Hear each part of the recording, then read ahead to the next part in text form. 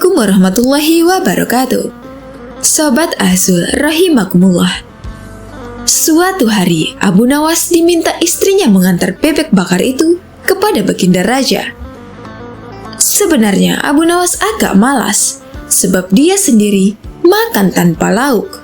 Sudahlah, supaya Baginda Raja makin sayang sama kamu suamiku, ucap istri Abu Nawas. Abu Nawas pun mengalah.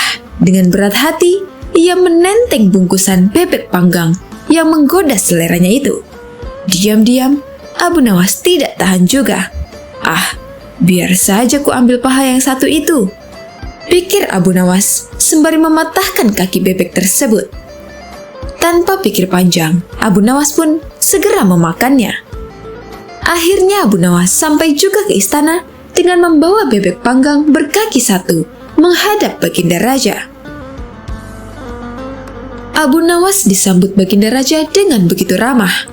Rupanya ketika Abu Nawas datang, Baginda Raja juga sedang makan. "Apa yang kau bawa, Abu Nawas?" tanya Baginda Raja melihat Abu Nawas menenteng sesuatu. Tanpa banyak cakap, Abu Nawas menyerahkan bawaannya kepada Baginda Raja. Bebek panggang," gumam Baginda Raja tersenyum cerah. Belum lagi menikmati bebek panggang, hadiah dari Abu Nawas, Baginda Raja terdiam beberapa saat, mendapati bebek panggang itu hanya berkaki satu. "Mengapa bebek panggang ini hanya berkaki satu, Abu Nawas?" tanya Baginda Raja dengan penasaran. "Memang di negeri ini, bebek-bebek hanya memiliki satu kaki, wahai Baginda. Kalau Baginda Raja tidak percaya, cobalah lihat di kolam," jawab Abu Nawas santai. Mereka berdua pun berjalan menuju kolam. Di sana banyak bebek berendam sambil mengangkat sebelah kakinya, sehingga tampak hanya berkaki satu, kata Abu Nawas cengengesan. "Di sini bebek hanya berkaki satu, Baginda," lanjutnya sembari jarinya menunjuk gerombolan bebek di kolam. Tentu saja Baginda Raja tidak mau ditipu, maka ia pun berteriak keras. Semua bebek pun terkaget, menurunkan kaki yang dilipat dan berterbangan. Tapi Abu Nawas juga tidak kehilangan akal. "Subhanallah," kata Abu Nawas. Bahkan, bebek pun takut pada keinginan Baginda Raja. Barangkali kalau Baginda meneriaki paduka dan secara refleks menggandakan kaki menjadi 4 dan kemudian terbang juga. Baginda Raja terlihat seperti marah, tapi ternyata yang terjadi justru ledakan tawa Baginda. "Yuk, kita makan sama-sama bebek panggang berkaki satu itu," ajak Baginda Raja. Abu Nawas pun makan dengan lahap. "Alhamdulillah, rezeki memang tidak kemana," ujarnya sembari mengapungkan senyum bibirnya.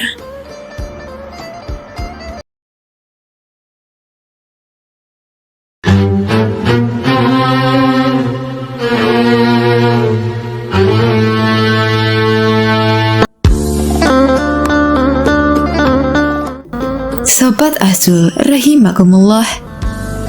Abu Nawas saat sedang tidur pulas, tiba-tiba dikagetkan suara berisik dari ruang tengah rumahnya.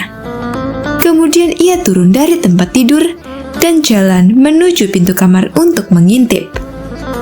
Melalui lubang kunci, dilihatnya ada seorang pencuri sedang memasukkan barang-barang miliknya ke karung besar. Hampir semua barang di ruang tengah rumahnya diambil tanpa tersisa sedikit pun. Setelah selesai dengan aksinya, si pencuri memanggul karung besar berisi barang-barang curian itu ke atas bahunya, lalu kabur lewat jendela.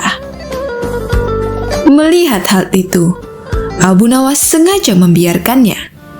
Dia tidak berteriak minta tolong ataupun menghardik si pencuri, karena ingin membuatnya kapok tanpa harus menggunakan kekerasan.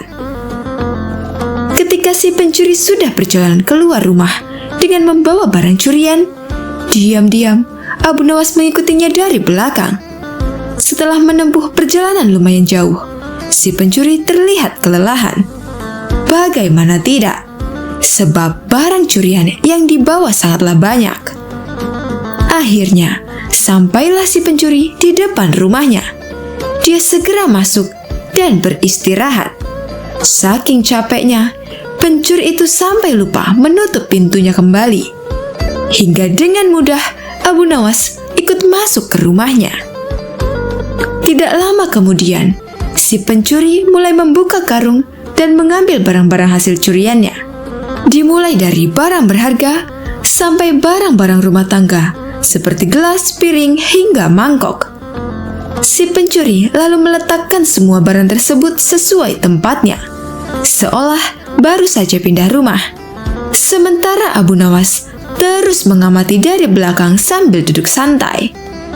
Merasa curiga ada orang di sekitarnya, si pencuri pun menoleh ke belakang.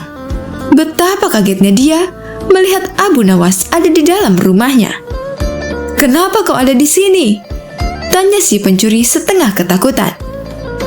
"Kamu tidak tahu ya?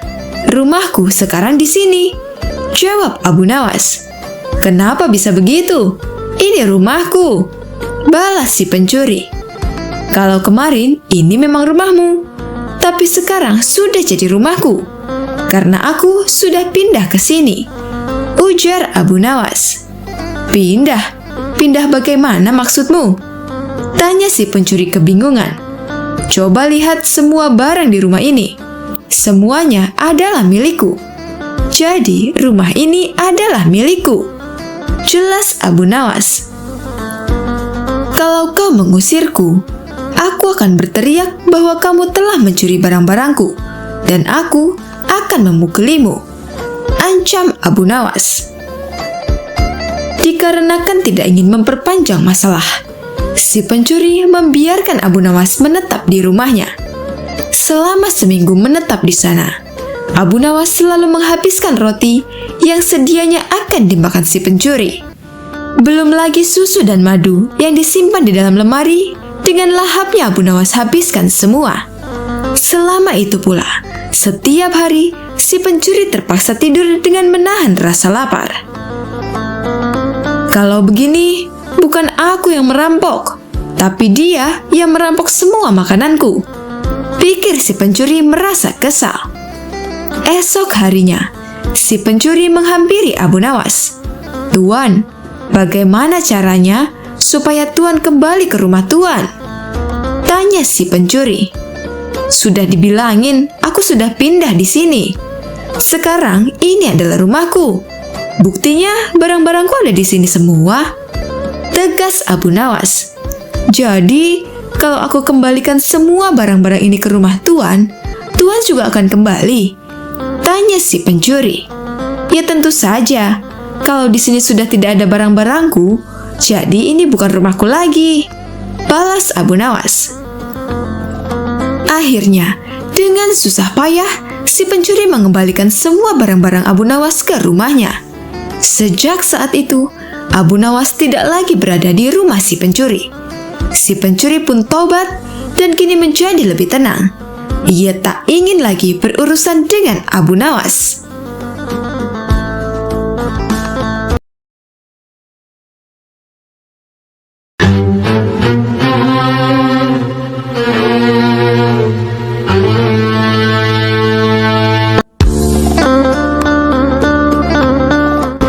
Sobat Ahzul rahimakumullah, Abu Nawas pada suatu hari ikut berburu beruang di hutan bersama Baginda Raja.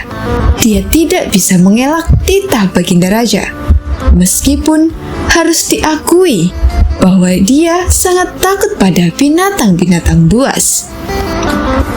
Baginda Raja dan pengawalnya sudah memprediksi bahwa hari-hari berburu akan dilalui dengan guyuran hujan deras. Tidak mau pakaiannya basah kuyup, Baginda Raja dan para pengawalnya menunggangi kuda yang larinya cepat. Sedangkan Abu Nawas hanya dipasrahi kuda yang sangat lambat. Tetapi Raja dan para pengawal sangat keheranan ketika melihat pakaian Abu Nawas tetaplah kering, sedangkan Raja dan para pengawalnya basah kuyup.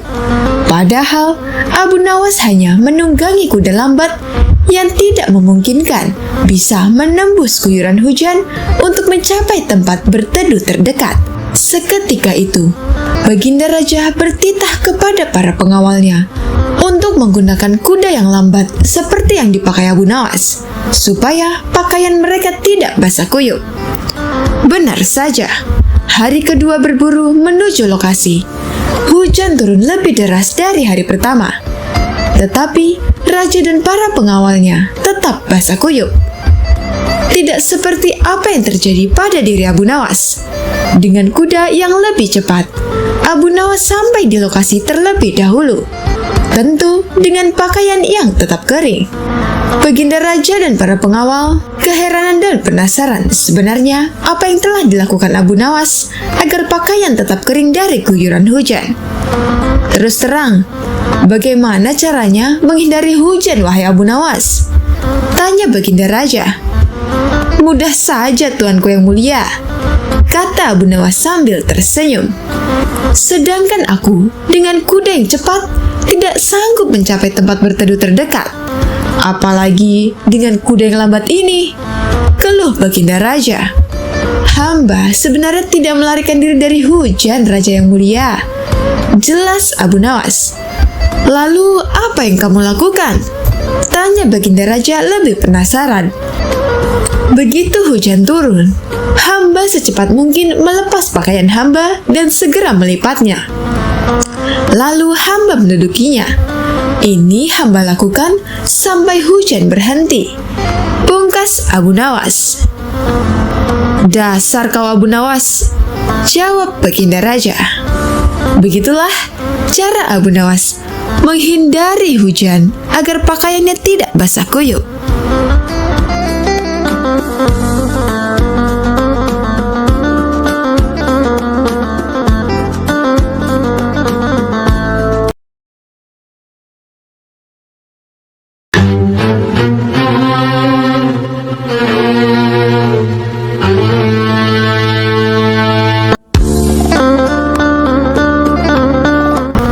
Sobat Azul, rahimakumullah.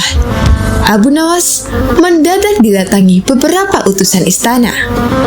Baginda menginginkan sosok humoris nan cerdas itu segera hadir di istana. Mereka mau menanyakan, kenapa Abu Nawas menolak perintah Baginda Raja ketika hendak diberi jabatan sebagai qadhi atau hakim istana. Hai Abu Nawas, kau dipanggil Baginda Raja untuk menghadap ke istana, ucap wazir utusan Baginda Raja. Buat apa Baginda Raja memanggilku? Aku tidak ada keperluan dengannya, jawab Abu Nawas dengan nada santai. Hai Abu Nawas, kau tidak boleh berkata seperti itu kepada rajamu, tegas wazir. Hai wazir, kau jangan banyak cakap. Cepat ambil ini kudaku dan mandikan di sungai supaya bersih dan segar, kata Abu Nawas sambil menyodorkan sebatang pohon pisang yang dijadikan kuda-kudaan. Abu Nawas berkelakuan seperti itu agar dianggap tidak waras, sehingga Baginda Raja tidak lagi memaksanya menjadi qadhi. Wazir hanya geleng-geleng kepala melihat kelakuan Abu Nawas. Abu Nawas, kau mau apa tidak menghadap Baginda Raja? Tanya wazir. Katakan kepada rajamu, aku sudah tahu, maka aku tidak mau, kata Abu Nawas. Wazir kembali bertanya dengan rasa penasaran. Apa maksudnya Abu Nawas? Sudah pergi sana, bilang saja begitu kepada rajamu, ucap Abu Nawas sembari menyaruk debu dan dilempar ke arah wazir beserta teman-temannya. Wazir segera menyingkir dari halaman rumah Abu Nawas. Mereka laporkan keadaan Abu Nawas yang seperti tidak waras itu kepada Baginda Raja. Tapi dengan geram Baginda Raja berkata, kalian semua bodoh. Hanya menghadapkan Abu Nawas kemari saja, kalian tidak becus. Cepat pergi sana.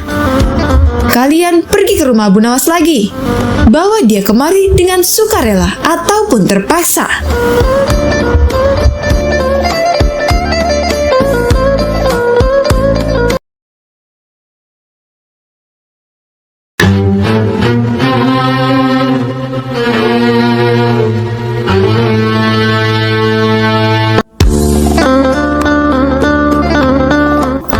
Sobat Azul rahimakumullah, Baginda Raja mendapat laporan dari menteri-menterinya kalau Abu Nawas bertingkah sangat aneh. Abu Nawas terlihat selalu duduk di atas kuburan. Dikarenakan penasaran, Baginda Raja pun segera mendatangi penasihatnya itu. Baginda Raja langsung menuju kompleks kuburan. Dan benar saja, dia mendapati Abu Nawas sedang duduk seorang diri di sana. Abu Nawas, kenapa sekarang kamu bertingkah seperti orang gila? Tanya Baginda Raja. Abu Nawas balik bertanya, hamba atau Baginda Raja yang gila? Baginda Raja menjawab, tentu saja kamu yang gila. Ngapain juga setiap hari duduk di kuburan? Justru itulah hamba yang waras dan Baginda yang gila, timpal Abu Nawas. Baginda Raja pun heran dengan jawaban Abu Nawas. Kenapa bisa begitu, wahai Abu Nawas? Tanya Baginda Raja. Ya karena aku tahu bahwa istana dan kekuasaan Baginda Raja suatu saat pasti akan musnah. Dan disitulah Baginda akan hidup abadi. Jawab Abu Nawas sambil menunjuk ke sebuah kuburan. Oleh karenanya, hamba mempersiapkan diri untuk tinggal kekal ini. Sementara Paduka justru menyibukkan diri dengan membangun istana megah. Padahal semua itu akan musnah. Paduka terlihat begitu membenci kuburan. Padahal disitulah kelak tempat peristirahatan terakhir bagi Paduka. Tutur Abu Nawas melanjutkan. Mendengar perkataan Abu Nawas itu, Baginda Raja seketika langsung terdiam. Jika demikian adanya, lalu siapa di antara kita yang gila, wahai Baginda Raja? Tanya Abu Nawas menegaskan. Baginda Raja tidak mampu bicara sedikit pun. Ia hanya bisa menangis terisak dan berkata, demi Allah, benar sekali apa yang kau katakan, Abu Nawas. Nasihatilah aku, wahai Abu Nawas. Pinta Baginda Raja. Dengan pandangan sorot mata yang tajam, Abu Nawas berkata, cukuplah Baginda Raja melakukan banyak amal soleh. Perlahan, tangis Baginda Raja mulai reda. Terima kasih atas nasihatnya, wahai Abu Nawas. Apakah kau menginginkan sesuatu dariku? Tanya Baginda Raja. Iya, jawab Abu Nawas. Ada 3 permintaanku kepada Anda, wahai Paduka. Jika Anda sanggup melakukannya, maka hamba akan sangat berterima kasih sekali kepada Baginda Raja. Ujar Abu Nawas. Baiklah, katakan apa permintaanmu? Balas Baginda Raja. Pertama, bisakah Paduka yang mulia menambah atau memperpanjang usia hamba? Tanya Abu Nawas. Tentu saja aku tidak mungkin mampu melakukannya, jawab Baginda Raja. Permintaan hamba yang kedua, mampukah Paduka Raja menjaga hamba dari malaikat maut? Tanya Abu Nawas lagi. Tentu saja aku tak akan mampu, wahai Abu Nawas, jawab Baginda Raja. Baik, sekarang permintaan hamba yang ketiga. Mampukah Paduka memasukkan hamba ke surga dan menjauhkan diri hamba dari api neraka? Pinta Abu Nawas. Itu juga tidak mungkin mampu aku lakukan, wahai Abu Nawas, jawab Baginda Raja. Kemudian Abu Nawas berkata, kalau begitu, hamba tidak membutuhkan bantuan Anda. Silahkan Paduka Raja pergi dari sini. Baginda Raja lantas meninggalkan Abu Nawas seorang diri di sebuah pemakaman yang penuh ketenangan.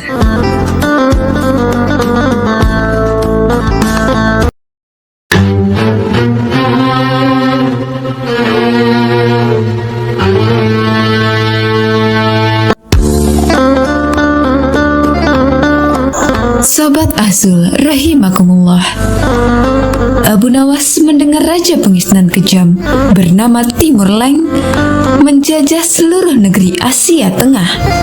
Dia dan ribuan pasukannya tidak segan-segan menghancurkan siapa saja yang berani melawan. Raja Timur Leng dan pasukannya berencana menyerang kota Baghdad, negeri tempat tinggal Abu Nawas. Hal ini membuat semua warga sangat ketakutan, termasuk termasuk Abu Nawas sendiri. Sebab Raja Timur Leng dan pasukannya terkenal sadis serta kejam. Beberapa bulan kemudian, terdengar kabar bahwa Raja Timur Leng beserta pasukannya akan memasuki kota Baghdad. Abu Nawas selaku orang yang ditokohkan di sana segera mengajak masyarakat berkumpul di alun-alun. Lantas ia naik ke atas mimbar dan berpidato di depan khalayak ramai. Mari kita semua berdoa supaya pasukan Raja Timur Leng ditimpa musibah angin topan yang sangat dahsyat, sehingga mereka semua menjadi binasa, kata Abu Nawas. Semua warga yang kala itu berkumpul di alun-alun serempak menjawab amin dengan lantang. Tiba-tiba, seorang pria berdiri dan bertanya kepada Abu Nawas, "Apakah engkau pernah melihat tentara Raja Timur Leng?" "Belum pernah, dan aku juga belum pernah melihatmu sebelumnya. Sepertinya kau bukan orang sini," jawab Abu Nawas. "Benar, aku memang bukan orang sini, karena aku adalah panglima tentara Raja Timur Leng," ujar orang itu. Sontak Abu Nawas sangat terkejut. Begitu pula dengan penduduk kota. Mereka tidak menyangka bahwa pasukan Raja Timur Leng sudah memasuki daerahnya. Tapi dengan tenang, Abu Nawas melanjutkan pidatonya.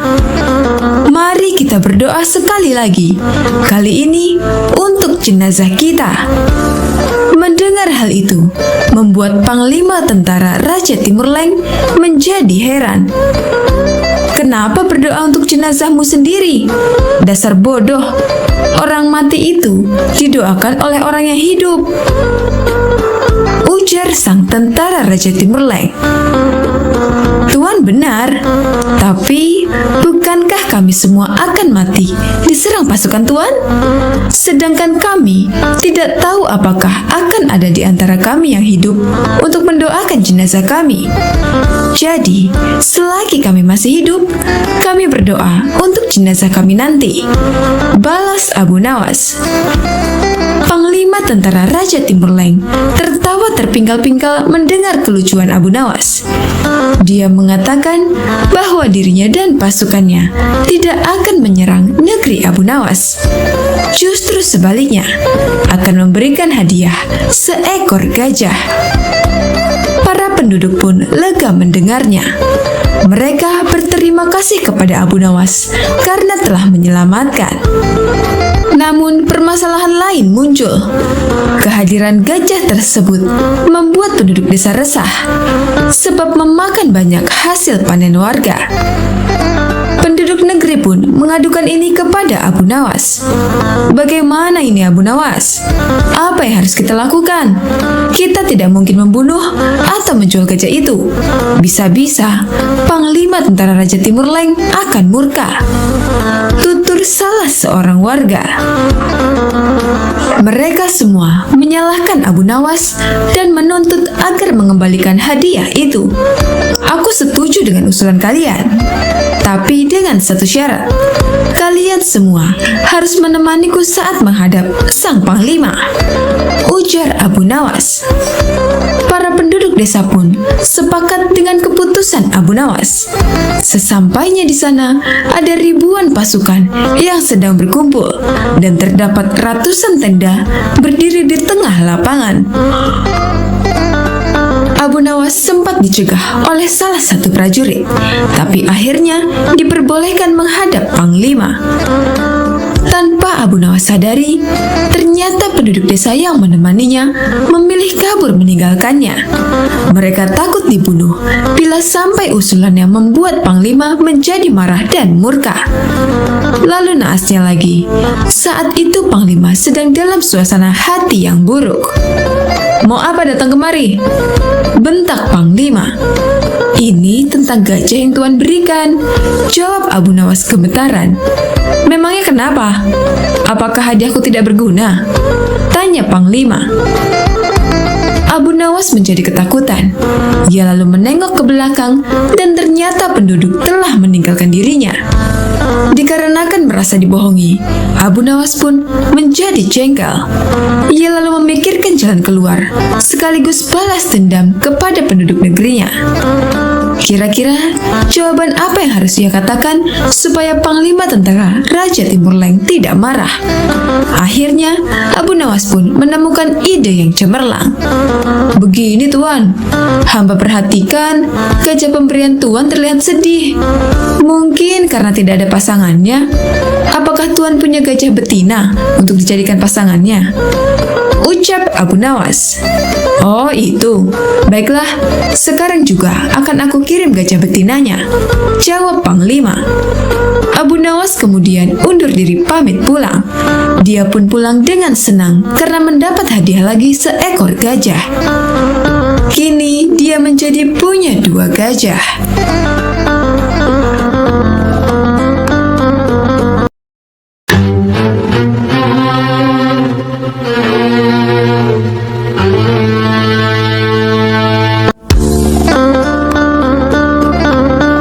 Sobat Azul, rahimakumullah. Diketahui, Abu Nawas terkenal dengan sifat jenaka dan jeniusnya. Tapi ternyata saat kematiannya membuat Imam Syafi'i menangis sejadi-jadinya. Padahal awalnya Imam Syafi'i enggan mensolati jenazah Abu Nawas. Bukan hanya itu, Abu Nawas dikenal sebagai orang yang gemar berbuat maksiat dan agak konyol. Dia kerap minum khamr hingga mendapat julukan penyair khamr. Abu Nawas pernah membuat syair seperti ini. Biarkan masjid diramaikan oleh orang-orang yang rajin ibadah. Kita di sini saja bersama para peminum khamr dan saling menuangkan. Tuhanmu tidak pernah berkata, celakalah para pemabuk. Tapi dia pernah berkata, celakalah orang-orang yang sholat. Gara-gara syairnya ini, Baginda Raja Harun al-Rasyid sangat marah dan ingin memenggal leher Abu Nawas. Tapi ada orang yang mengatakan kepada Baginda Raja, "Wahai Amirul Mukminin, para penyair mengatakan apa-apa yang tidak mereka lakukan. Maafkanlah dia." Lalu gerangan apakah yang membuat Imam Syafi'i menangis sejadi-jadinya dan akhirnya bersedia mensolatkan jenazah Abu Nawas yang sebelumnya ditolak? Menurut satu riwayat, ketika Abu Nawas meninggal dunia, Imam Syafi'i tidak mau mensolati jenazahnya. Namun ketika jenazah Abu Nawas hendak dimandikan, di kantong baju Abu Nawas ditemukan secari kertas bertuliskan syair. Isi syair itu sebagai berikut. Wahai Tuhanku, dosa-dosaku terlalu besar dan banyak, tapi aku tahu bahwa ampunanmu lebih besar. Jika hanya orang baik yang boleh berharap kepadamu, kepada siapa pelaku maksiat akan berlindung dan memohon ampun? Aku berdoa kepadamu, seperti yang kau perintahkan, dengan segala kerendahan dan kehinaanku. Jika kau tampik tanganku, lantas siapa yang memiliki kasih sayang? Hanya harapan yang ada kepadaku ketika aku berhubungan denganmu dan keindahan ampunanmu, dan aku pasrah setelah ini. Setelah membaca syair tersebut, Imam Syafi'i menangis sejadi-jadinya. Dia pun bergegas langsung mensolati jenazah Abu Nawas bersama orang-orang yang hadir.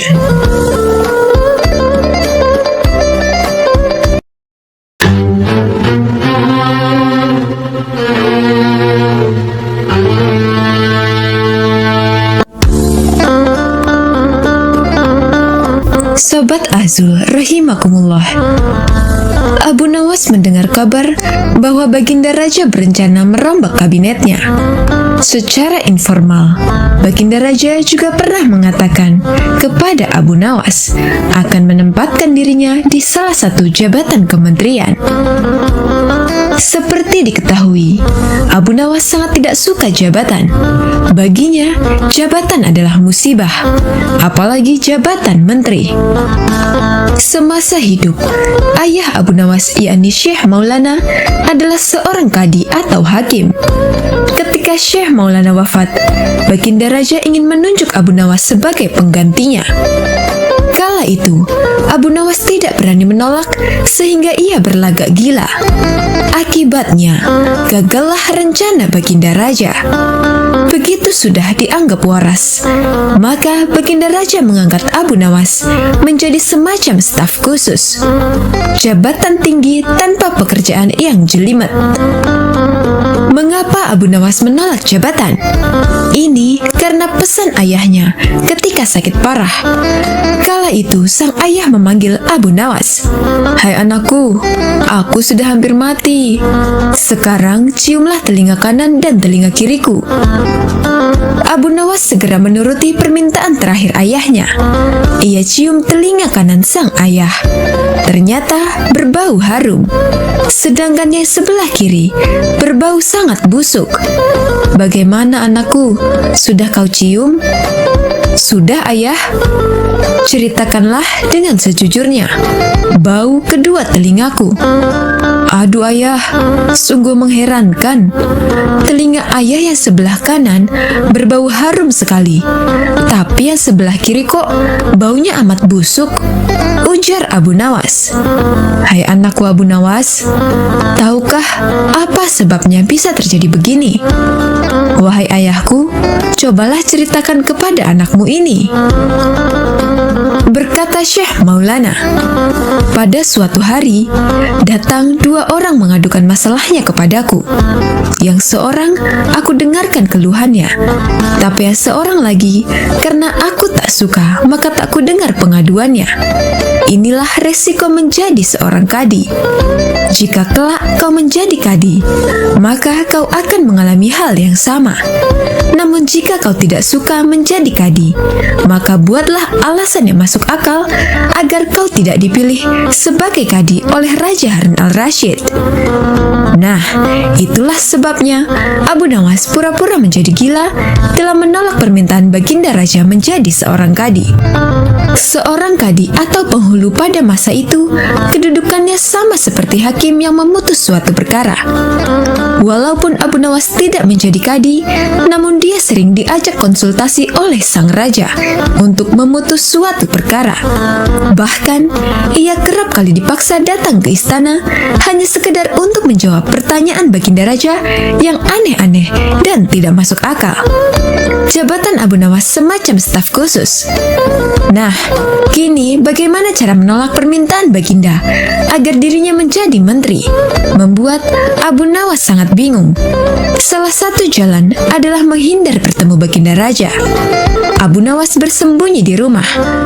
Kepada istrinya dia berpesan, jika ada utusan Baginda Raja datang, katakan saya sedang uzlah di gunung.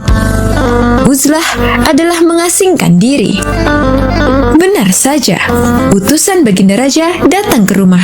Setelah selama sepekan lebih, Abu Nawas menghilang. Ketika utusan itu datang, si cerdik ini bersembunyi di kolong tempat tidur. Istrinya yang lugu ini mengatakan pesan Abu Nawas kepada utusan raja. "Suamiku sedang menyepi di gunung," kata istrinya. "Gunung mana?" "Tidak tahu, dia bilang di gunung, begitu saja." Utusan Baginda Raja bingung setengah mati. Apa yang akan disampaikan kepada Baginda Raja nanti? Benar saja, Baginda Raja marah-marah begitu menerima laporan utusannya. "Cari di mana Abu Nawas? Harus sampai ketemu," titah Baginda Raja. Sementara itu, Abu Nawas langsung berangkat ke hutan begitu utusan itu balik ke istana. Dia berpesan kepada istrinya, jika utusan itu datang lagi, bilang saja, "Saya di hutan sana." Utusan disertai beberapa pengawal Baginda Raja datang juga ke rumah. Istrinya pun menunjukkan di mana suaminya berada. Abu Nawas sedang duduk di mulut sebuah goa di hutan sambil bicara sendiri ketika utusan dan pengawal datang. "Hai Abu Nawas, Raja mencarimu, cepatlah," kata utusan Raja. "Sebentar, saya sedang ngobrol dengan burung itu," ujar Abu Nawas sembari menunjuk seekor burung yang bertengger di dahan pohon. "Ah, kau gila ya? Abu Nawas menunjukkan wajah serius. "Saya sedang bicara dengan burung. Diamlah. Ini menyangkut masa depan Baginda Raja," ujar Abu Nawas meyakinkan. Utusan raja terheran-heran. Mau tak mau, mereka pun sabar menanti sembari menyaksikan tingkah Abu Nawas yang aneh itu. Tak lama kemudian, Abu Nawas ngeloyor menaiki keledainya. Utusan dan pengawal raja mengawalnya sampai istana. Begitu sampai di istana, Abu Nawas duduk di tempat biasa, sedangkan utusan menemui Baginda Raja di ruang lain. Sang utusan bercerita bahwa Abu Nawas setengah gila. "Hamba lihat Abu Nawas bicara dengan burung, Baginda Raja," ujar utusan berkisah. Baginda Raja penasaran juga. "Kemana saja kamu?" tanya Baginda Raja begitu melihat Abu Nawas berada di depannya. "Mohon ampun, Baginda Raja. Hamba sedang menjalankan mimpi hamba untuk uzlah ke hutan," jawab Abu Nawas. "Mimpi apa?" "Mimpi bertemu ayah hamba. Beliau berpesan agar hamba menyepi untuk sementara waktu agar dapat wangsit," ujar Abu Nawas. "Terus sekarang sudah dapat wangsit?" tanya Baginda Raja penasaran. "Sudah, Baginda," jawab Abu Nawas. "Apa wangsit yang kamu peroleh?" "Mohon ampun, Baginda. Ini tentang Baginda." "Hah? Tentang saya? Tentang apa itu?" desak Baginda. "Ayo ceritakan." Berdasarkan cerita burung, jika Baginda hendak melakukan reshuffle para menteri, hendaknya memilih figur-figur yang benar-benar lebih baik dari menteri yang ada saat ini, tutur Abu Nawas.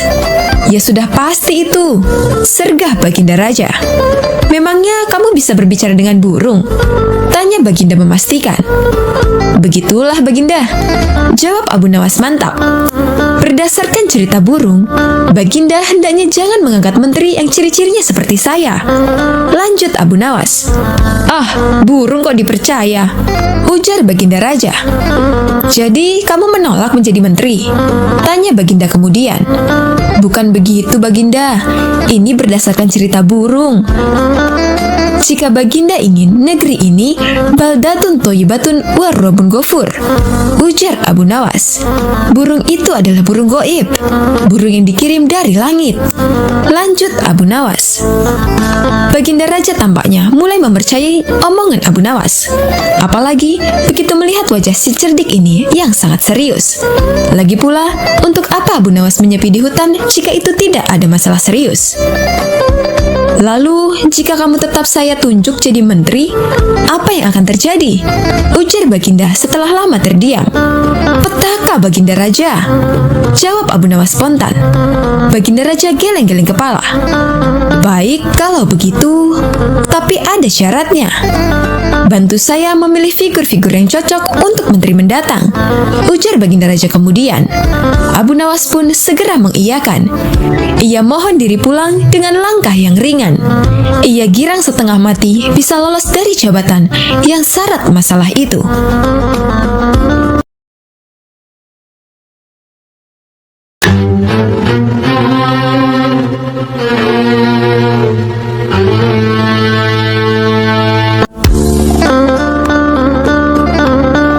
Sobat Azul rahimakumullah, Abu Nawas dikenal sebagai sosok yang cerdas dan cerdik.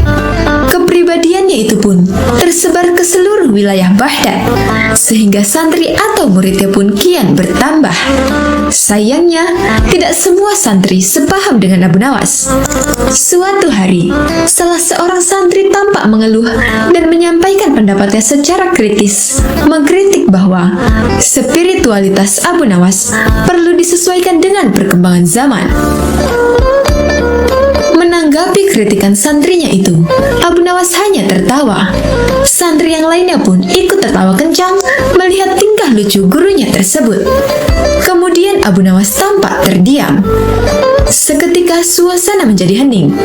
Abu Nawas menarik napas dalam-dalam, kemudian dengan hati-hati dia menceritakan kisah Kisah seorang pelajar yang bertanya kepada penjual buku, "Tuan, tidak adakah buku anatomi yang lebih baru?" Ucap Abu Nawas menirukan pertanyaan pelajar tersebut kepada penjual buku. "Buku-buku yang ada di sini sudah berumur 10 tahun atau lebih," protes pelajar itu. "Dengarlah nak, tidak ada penambahan tulang apapun dalam tubuh manusia selama 10 tahun terakhir ini.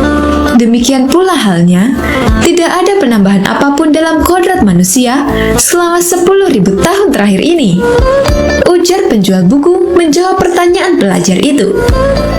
Mendengar cerita Abu Nawas, semua santri tampak terdiam. Suasana pun masih tetap hening. Kemudian hal lainnya membuat santri Abu Nawas protes, karena seringnya sang guru membuat lelucon. Setiap kali mengajar, hampir selalu ada gelak tawa dalam setiap ia bicara. Hal itu rupanya juga mengganggu sebagian santri yang sangat ingin serius tentang spiritualitas dan diri mereka. "Guru ini seperti badut," ujar seorang santri lainnya. "Oh tidak, kamu salah tangkap. Seorang badut membuat kamu menertawainya. Seorang guru membuat kamu menertawai diri kamu sendiri," sanggah santri lainnya. Abu Nawas mendengar dialog antara santrinya dengan tersenyum. Abu Nawas tidak terganggu sama sekali dengan santrinya itu. Apakah sesuatu menjadi sungguh-sungguh benar jika tidak seorang pun menertawakannya? Pungkas Abu Nawas.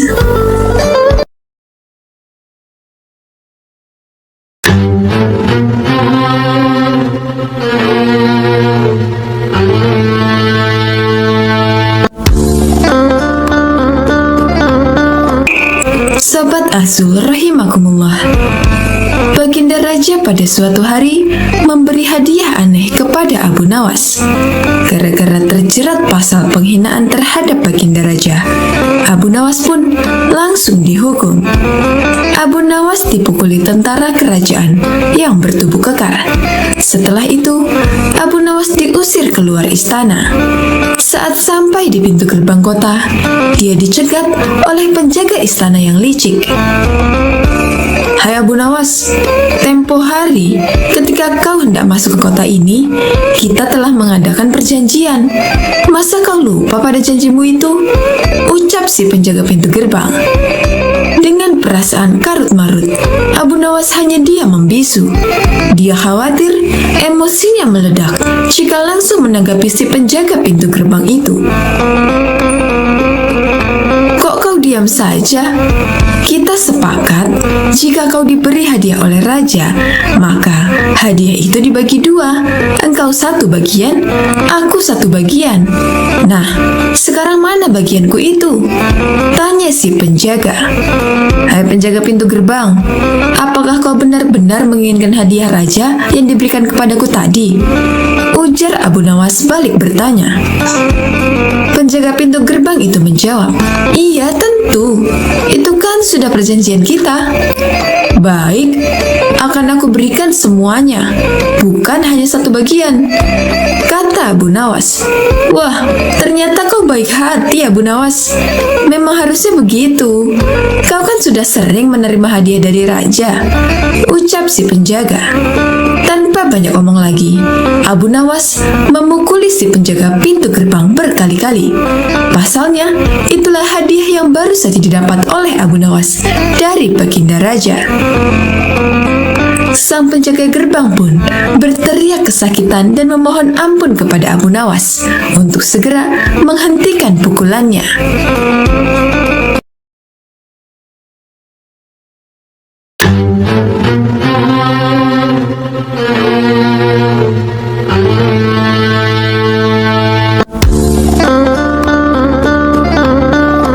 Sobat Azu rahimakumullah, suatu hari di kota di tempat tinggal Abu Nawas digegerkan adanya tabib baru yang mengaku sakti.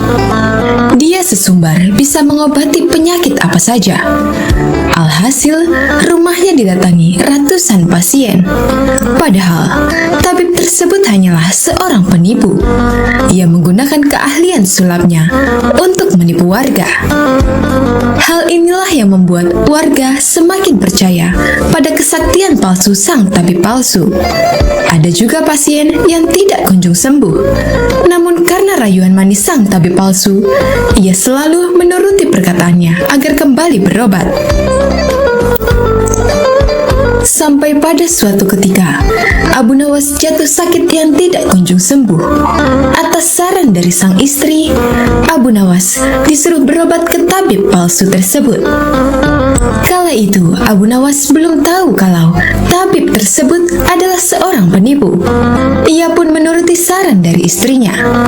Namun sudah 3 kali berobat, sakit Abu Nawas tidak kunjung sembuh. Padahal sekali berobat, bayarnya 100 dinar. Dan Abu Nawas sudah menghabiskan 300 dinar tanpa ada sedikit pun tanda-tanda kesembuhan pada dirinya.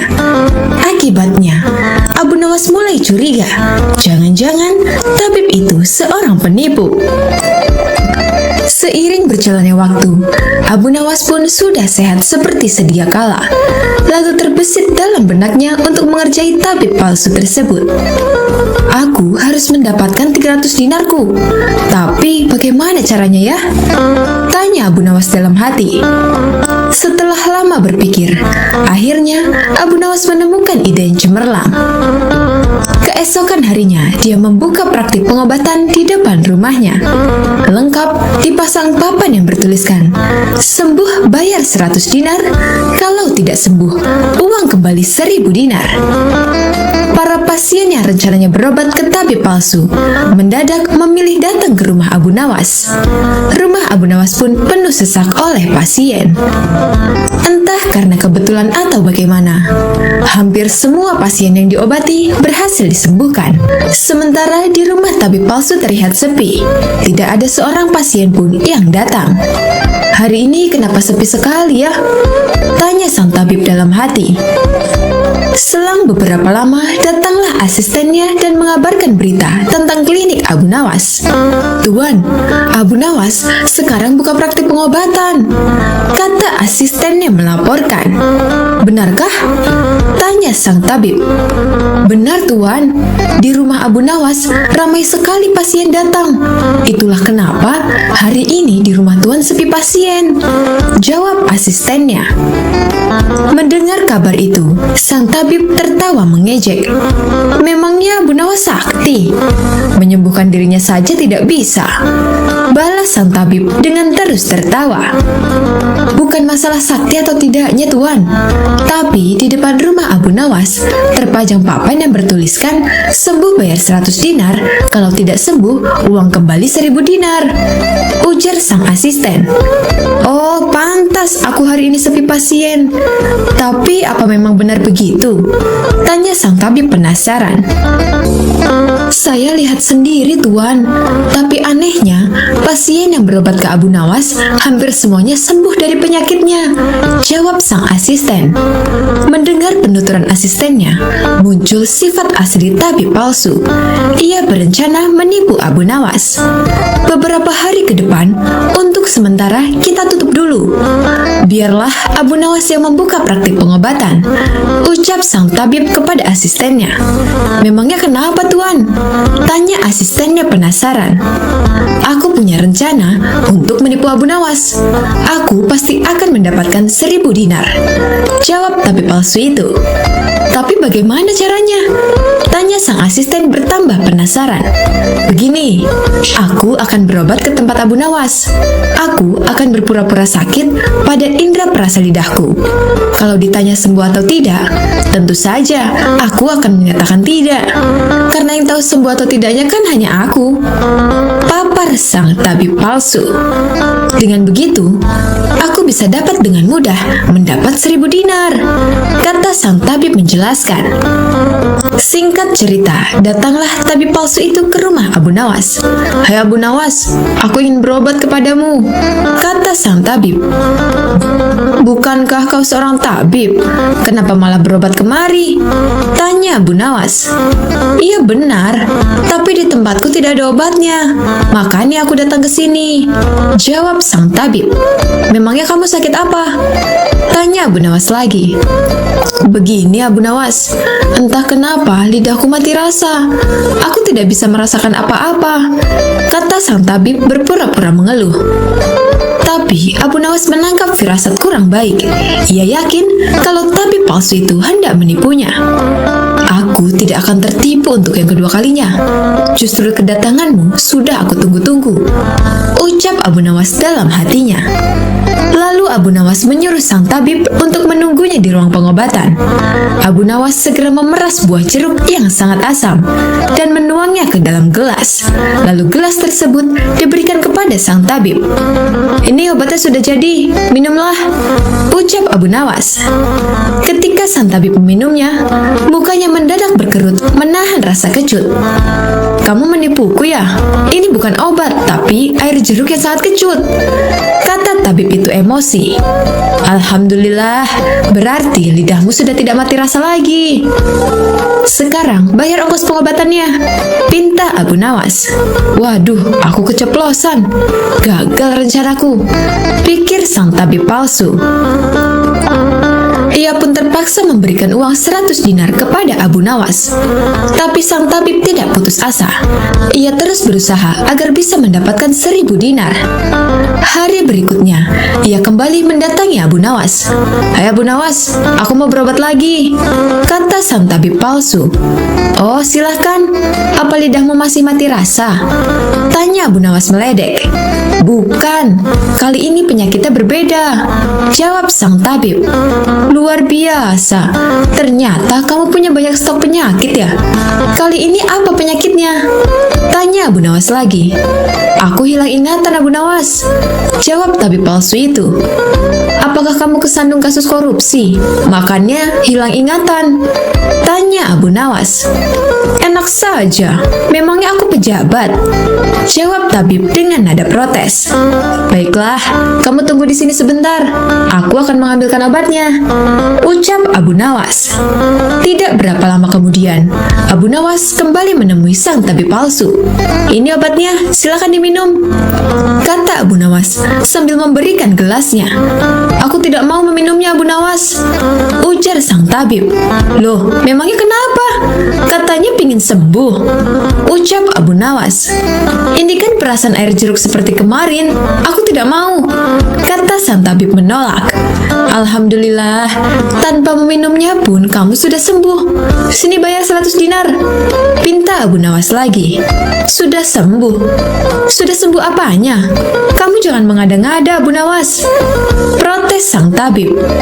Buktinya kamu masih ingat dengan obat yang kemarin aku berikan itu. Berarti sakit hilang ingatanmu sudah sembuh, jelas Abu Nawas. Untuk kedua kalinya, rencana sang tabib palsu mengalami kegagalan. Mau tidak mau, ia harus memberikan uang kepada Abu Nawas. Kurang ajar, ternyata Abu Nawas tidak sebodoh yang aku kira, pikir sang tabib. Tidak terima dengan dua kegagalan yang dialami, tabib palsu itu berpikir keras untuk bisa mengalahkan Abu Nawas. Setelah merenung agak lama, akhirnya ia mendapatkan sebuah ide. Aku pasti berhasil kali ini, ungkap tabib merasa yakin. Kali ini ia berpura-pura buta. Si tabib berjalan ke rumah Abu Nawas dengan bantuan tongkat di tangannya. Setelah tiba, Abu Nawas sempat kaget dengan penuh rasa iba. Abu Nawas bertanya kepada sang tabib, apa yang menimpamu? Dan mengapa kamu bisa seperti ini? Si tabib palsu menjawab, tolonglah aku Abu Nawas, mataku tiba-tiba buta, sembuhkanlah aku. Tabib itu kemudian dipersilahkan masuk dan duduk di ruang pengobatan. Setelah mengamatinya dengan seksama, Abu Nawas akhirnya menyadari bahwa itu adalah tipuan. Namun, Abu Nawas tidak pernah kehilangan akal. Ia punya cara lain untuk menghadapinya. Sepertinya penyakit kebutaanmu sudah sangat parah. Maafkan aku, untuk kali ini aku tidak mampu mengobatinya, ucap Abu Nawas pura-pura sedih. Mendengar jawaban tersebut, sang tabib langsung kegirangan. Akhirnya bisa mengelabui si Abu Nawas. Terus bagaimana ini Abu Nawas? Padahal aku berharap banyak kepadamu, kata sang tabib berpura-pura. Ya mau bagaimana lagi? Aku tidak mungkin bisa menyembuhkanmu, jawab Abu Nawas. Kalau begitu, aku dapat uang 1000 dinar dong, tanya tabib palsu itu penuh harap. Tentu saja kawan, aku tidak mungkin berdusta, balas Abu Nawas. Kemudian Abu Nawas masuk ke rumah untuk mengambilkan uang. Ini uang 1000 dinar untukmu, ucap Abu Nawas sambil memberikan uangnya. Tabib palsu itu dengan penuh kegirangan menerima uang tersebut. Tapi setelah uangnya dihitung, ia langsung murka. Hai Abu Nawas, kenapa hanya 10 dinar? Tegas sang tabib palsu dengan emosi. Dari mana kamu tahu kalau jumlahnya hanya 10 dinar? Tanya balik Abu Nawas. Uangnya memang ada 10, tapi pecahan 1 dinar, bukan 100 dinar. Memangnya aku buta? Balas tabib tambah emosi. Alhamdulillah, sekarang kamu sudah sembuh, kata Abu Nawas sambil mengambil kembali uangnya. Maksudmu apa Abu Nawas? Kenapa uangnya diambil lagi? Tanya si tabib kebingungan. Loh, kan kamu sudah sembuh. Sini bayar 100 dinar, pinta Abu Nawas. Sembuh apanya?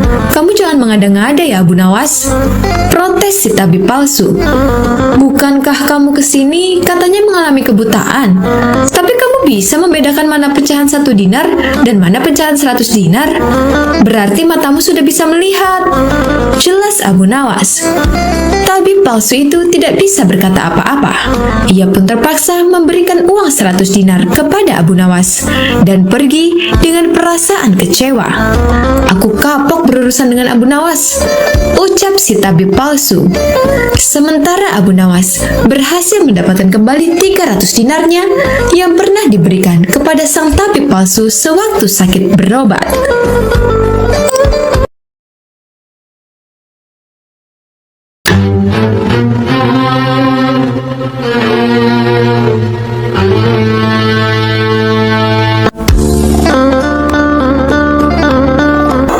Sobat Azul rahimakumullah, Abu Nawas pada suatu hari pergi keluar kota. Ia hendak menemui sahabatnya di negeri seberang. Kedatangan Abu Nawas pun disambut hangat oleh sang sahabat. Wahai sahabatku, bagaimana kabarmu? Tanya Abu Nawas. Alhamdulillah, aku sehat walafiat. Mari silakan masuk Abu Nawas, sambut kawannya. Setelah lama berbincang-bincang, kemudian sahabatnya ini mengajak Abu Nawas jalan-jalan.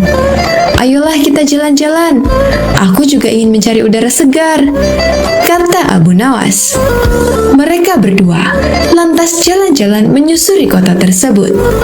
Di kota ini sekarang ramai Abu Nawas, tidak seperti dulu waktu kamu kesini, ujar sang sahabat.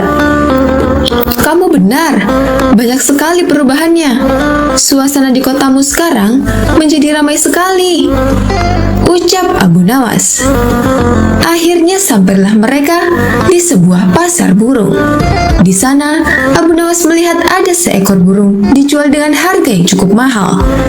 Dalam hati ia berkata, beruntung sekali penjualnya. Burung sekecil itu bisa laku dengan harga yang mahal. Guna memastikannya, Abu Nawas lalu mendatangi si pembeli. Hai kawan, berapa harganya? Tanya dia. Saya membelinya 100 dinar, jawab orang tersebut. Kau beli 100 dinar untuk burung sekecil itu? Apa tidak menyesal? Tanya Abu Nawas lagi. Ya tidaklah, menurutku harga segitu sudah layak, balas orang tersebut. Aneh sekali, apa mungkin di kota ini hewan-hewan harganya mahal? Pikir Abu Nawas. Setelah selesai jalan-jalan, Abu Nawas pamit pulang kepada sahabatnya. Sesampainya di rumah, dia terus memikirkan kejadian yang dilihat di pasar burung. Aku tidak habis pikir, kenapa burung sekecil itu bisa laku dengan harga yang mahal? Oh ya, bukankah aku punya seekor ayam? Kalau aku jual di sana, pasti harganya akan mahal, karena ayamku tubuhnya lebih besar dan lebih banyak dagingnya. Keesokan harinya, Abu Nawas kembali berangkat menuju kota sahabatnya dengan membawa seekor ayam. Kali Kali ini ia tidak mampir ke rumah sang sahabat, melainkan langsung menuju pasar hewan. Setibanya di sana, Abu Nawas menawarkan ayamnya kepada orang-orang dengan harga 200 dinar. "Berapa harganya, Tuan?" tanya salah satu pembeli. "Murah, kawan, hanya 200 dinar saja," jelas Abu Nawas. Si pembeli tentu saja kaget mendengarnya. Ia pun langsung meninggalkan Abu Nawas tanpa menawarnya. Sampai waktu menjelang siang, ayam Abu Nawas tidak kunjung laku. Tidak ada satupun yang berminat membeli ayam Abu Nawas. Rata-rata mereka menawarnya dengan harga 5 dinar. Hal ini membuat Abu Nawas sangat kecewa, lalu meluapkan kekesalannya kepada orang-orang di pasar. "Apa-apaan ini? Kemarin aku melihat ada seekor burung bisa laku 100 dinar.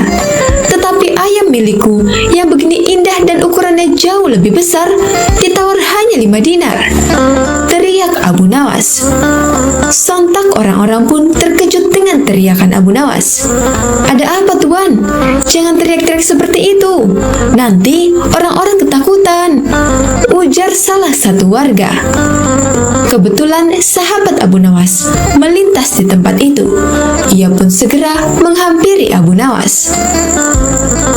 "Tenanglah Abu Nawas, ada apa ini?" tanya sahabatnya.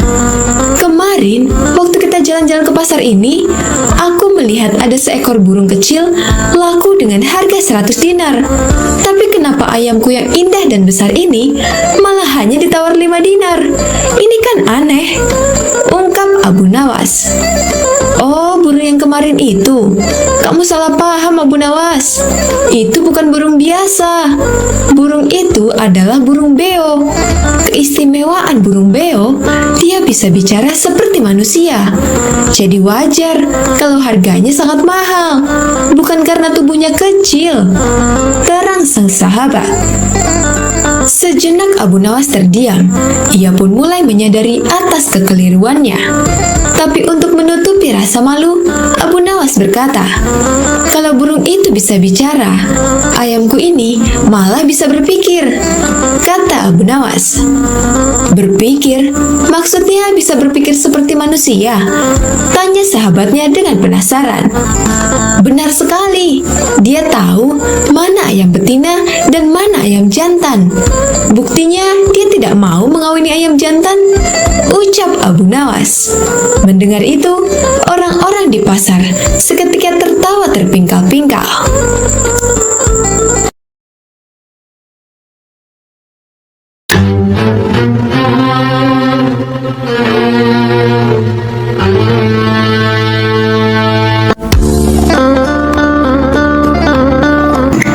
Sobat Azul rahimakumullah, Abu Nawas terlihat sangat sedih setelah kehilangan burung kesayangannya. Dia lalu berinisiatif membeli burung baru dan pergilah ke pasar burung di pusat kota. Setelah tiba di pasar, Abu Nawas langsung mendatangi salah satu toko yang menjual bermacam-macam burung. "Anda mencari burung jenis apa, Tuan?" tanya si penjual. "Aku mau lihat-lihat dulu. Nanti kalau sekiranya ada yang cocok, baru akan kubeli," jawab Abu Nawas. Lalu tanpa sengaja, Abu Nawas melihat ada burung yang sangat indah. Bulunya warna-warni dan kemilau. "Burung apa ini? Aku mau melihatnya," tanya Abu Nawas. "Oh, ini burung dari India, Tuan. Apakah Tuan berminat?" jawab si penjual. "Ya, aku tertarik. Tapi apa burung ini bisa berkicau?" tanya Abu Nawas lagi. "Waduh, sayang sekali, Tuan. Burung ini tidak bisa berkicau. Tapi burung ini bisa bicara seperti manusia. Bahkan dia bisa diajak bicara. Dan satu lagi, Tuan, burung ini sangat cerdik," jelas si penjual. "Benarkah?" tanya Abu Nawas penasaran. Untuk membuktikannya, Abu Nawas lalu coba mengajaknya bicara. Benar saja, burung itu bisa diajak berbicara layaknya manusia. Baiklah, aku beli burung ini, kata Abu Nawas. Setelah transaksi pembayaran selesai, Abu Nawas langsung membawa pulang burung itu. Setibanya di rumah, ia menaruh burungnya dalam sebuah sangkar yang indah. Suatu ketika, saat Abu Nawas sedang asyik bercengkerama dengan si burung, datanglah beberapa pengawal istana ke rumahnya. Tuan Abu Nawas, Anda diperintah Baginda Raja untuk menghadapnya sekarang, kata salah satu pengawal. Oh, baiklah, aku akan segera ke sana. Kalian pergilah dulu, nanti aku menyusul, balas Abu Nawas. Singkat cerita, Abu Nawas pun datang ke istana menghadap Baginda Raja. Ternyata, Baginda Raja akan mengutus Abu Nawas pergi ke India untuk suatu keperluan. Sepulangnya dari istana, Abu Nawas langsung berkemas dan bersiap-siap. Tidak lupa, dia juga berpamitan dengan burung barunya itu. Hai burung, aku tahu kau berasal dari India, dan Baginda Raja akan mengutusku ke negerimu. Apakah kamu punya permintaan?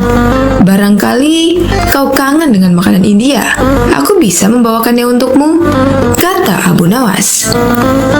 Aku mohon dan aku meminta kepadamu, lepaskan aku dari sangkar ini. Itulah permintaanku, jawab si burung. Kalau itu permintaannya, aku tidak bisa. Aku tidak mungkin melepaskanmu. Aku membelimu dengan harga yang mahal. Kau sudah menjadi milikku sekarang, ujar Abu Nawas. Baiklah, kalau kau memang tidak bisa melepasku, tapi bila permintaan kedua ini kau penuhi, aku akan sangat senang, balas si burung. Apa permintaan keduamu? Tanya Abu Nawas. Aku minta tolong kepadamu, jika kau telah sampai ke negeri India, pergilah ke sebuah hutan di desa ini. Kabarkanlah kepada saudara-saudaraku bahwa saat ini aku berada dalam sangkar di rumahmu. Melalui kabar ini, aku berharap mereka tidak gelisah mencariku. Itulah permintaan keduaku, tutur si burung. Memangnya semua burung yang jenisnya sepertimu bisa mengerti bahasa manusia? Tanya Abu Nawas. Ya, mereka yang jenisnya seperti aku pasti bisa mengerti bahasa manusia dan bisa bicara seperti aku, jawab si burung. Baik, aku akan berusaha memenuhi permintaanmu kali ini, ucap Abu Nawas. Singkat cerita, sampailah Abu Nawas di negeri India. Ia pun langsung melaksanakan tugas dari Baginda Raja. Setelah tugas-tugasnya selesai, barulah Abu Nawas menuju hutan di desa yang dimaksud oleh burungnya. Tak disangka-sangka, baru saja memasuki hutan beberapa puluh meter, Abu Nawas melihat sekawanan burung hinggap di sebuah dahan pohon tepat di atas kepalanya. Burung-burung itu mirip dengan burung yang ada di rumahnya. Ia segera saja berkata ke sekawanan burung itu, "Wahai burung, aku ingin menyampaikan pesan dari saudaramu, bahwa saat ini saudaramu terkurung di dalam sangkar yang ada di dalam rumahku. Kalian jangan mencarinya, karena saat ini saudaramu telah menjadi milikku," kata Abu Nawas. Mendengar kabar tersebut, salah satu burung tiba-tiba pingsan dan jatuh mengenai kaki Abu Nawas. Lalu Abu Nawas memungutnya dan membolak-balik badan si burung. Aneh, burung ini mendadak mati. Mungkin ia kaget karena mendengar kabar saudaranya sekarang terpenjara dalam sangkar dan jauh berada di negeriku, kata Abu Nawas dalam hati. Ia tak mau ambil pusing atas kejadian ini. Hal terpenting, dia telah menyampaikan pesan si burung kepada saudara-saudaranya. Abu Nawas lalu memutuskan berlayar kembali dan pulang ke negerinya. Setibanya di rumah, ia memberitahu burungnya bahwa permintaannya telah disampaikan. Bagaimana kabar saudara-saudaraku? Apakah mereka baik-baik saja? Tanya si burung. Semuanya baik-baik saja, tapi ada salah satu burung yang tiba-tiba langsung mati saat mendengar kabar kalau kau sekarang berada di sini, kata Abu Nawas menjelaskan. Mendengar berita yang disampaikan Abu Nawas, burung yang ada di sangkar pun tiba-tiba pingsan dan jatuh. Spontan, Abu Nawas menjadi kaget dan segera mengambil burung tersebut. Setelah dibolak-balik, ternyata burungnya mati mendadak. Apa mungkin ini gara-gara mendengar kabar kalau saudaranya telah mati? Ia sangat terkejut sampai mengalami kematian, pikir Abu Nawas. Abu Nawas pun menjadi sedih. Dia lalu menggotong burungnya dan menempatkannya di bibir jendela. Tapi tiba-tiba saja, burung itu segera terbang dan hinggap di salah satu pohon di dekat jendela. Sebelum terbang tinggi, si burung berkata kepada Abu Nawas, "Wahai Tuan, ketahuilah, apa yang kau anggap kesedihan bisa jadi merupakan kabar baik bagi yang lain. Mungkin Tuan bersedih karena aku lepas dari sangkarmu, tapi aku bahagia karena bisa lepas dari sangkarmu." Si burung lalu terbang tinggi meninggalkan Abu Nawas. Ternyata benar apa yang dikatakan si penjual burung di pasar. Si burung bukan hanya bisa bicara, tapi juga cerdik. Aku telah dikelabui oleh burung itu. Pungkas Abu Nawas kecewa.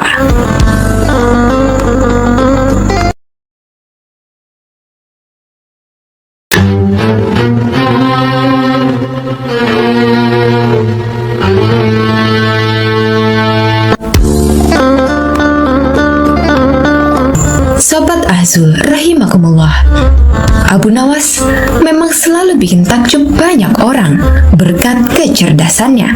Salah satunya adalah Baginda Raja. Suatu ketika, beliau sedang merasakan suntuk dan ingin keluar istana untuk menghilangkan rasa jenuhnya. Dipanggillah Abu Nawas untuk menemani Baginda Raja jalan-jalan. Singkat cerita, Abu Nawas dan Baginda Raja memulai perjalanannya. Ketika dalam perjalanan, Abu Nawas selalu bercerita yang membuat Baginda Raja terhibur. Ketika melintasi tepian pantai, mereka berdua berhenti sejenak untuk beristirahat. Baginda Raja lalu membasuh muka dan tangan dengan air laut. Langsung terbesit dalam benaknya akan sebuah pertanyaan. "Hai Abu Nawas, menurutmu kenapa air laut itu asin?" tanya Baginda Raja. "Karena air laut tidak mengalir kemana-mana, Paduka. Ia senantiasa di tempatnya.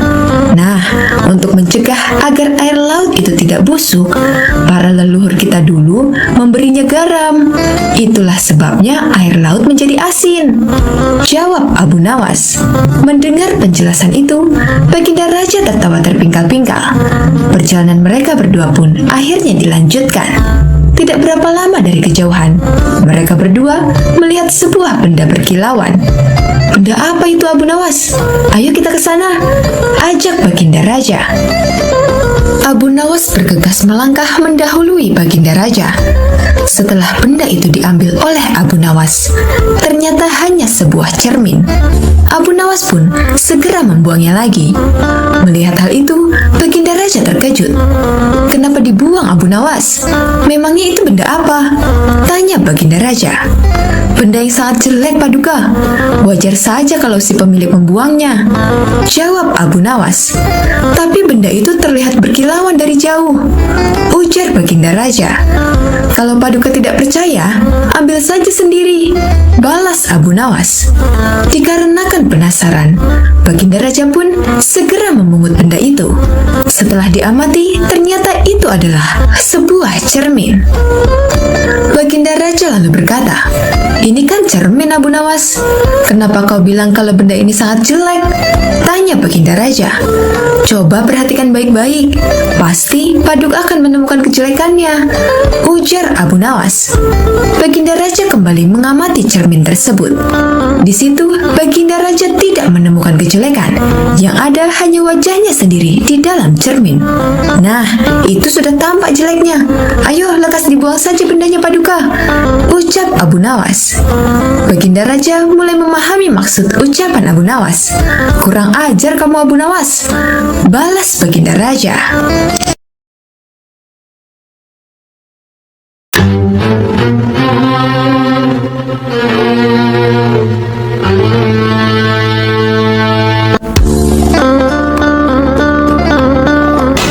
Abu Nawas pada suatu hari berada di istana. Ini setelah Baginda Raja mengundang beberapa ulama untuk berkumpul di sana. Tentu saja termasuk Abu Nawas.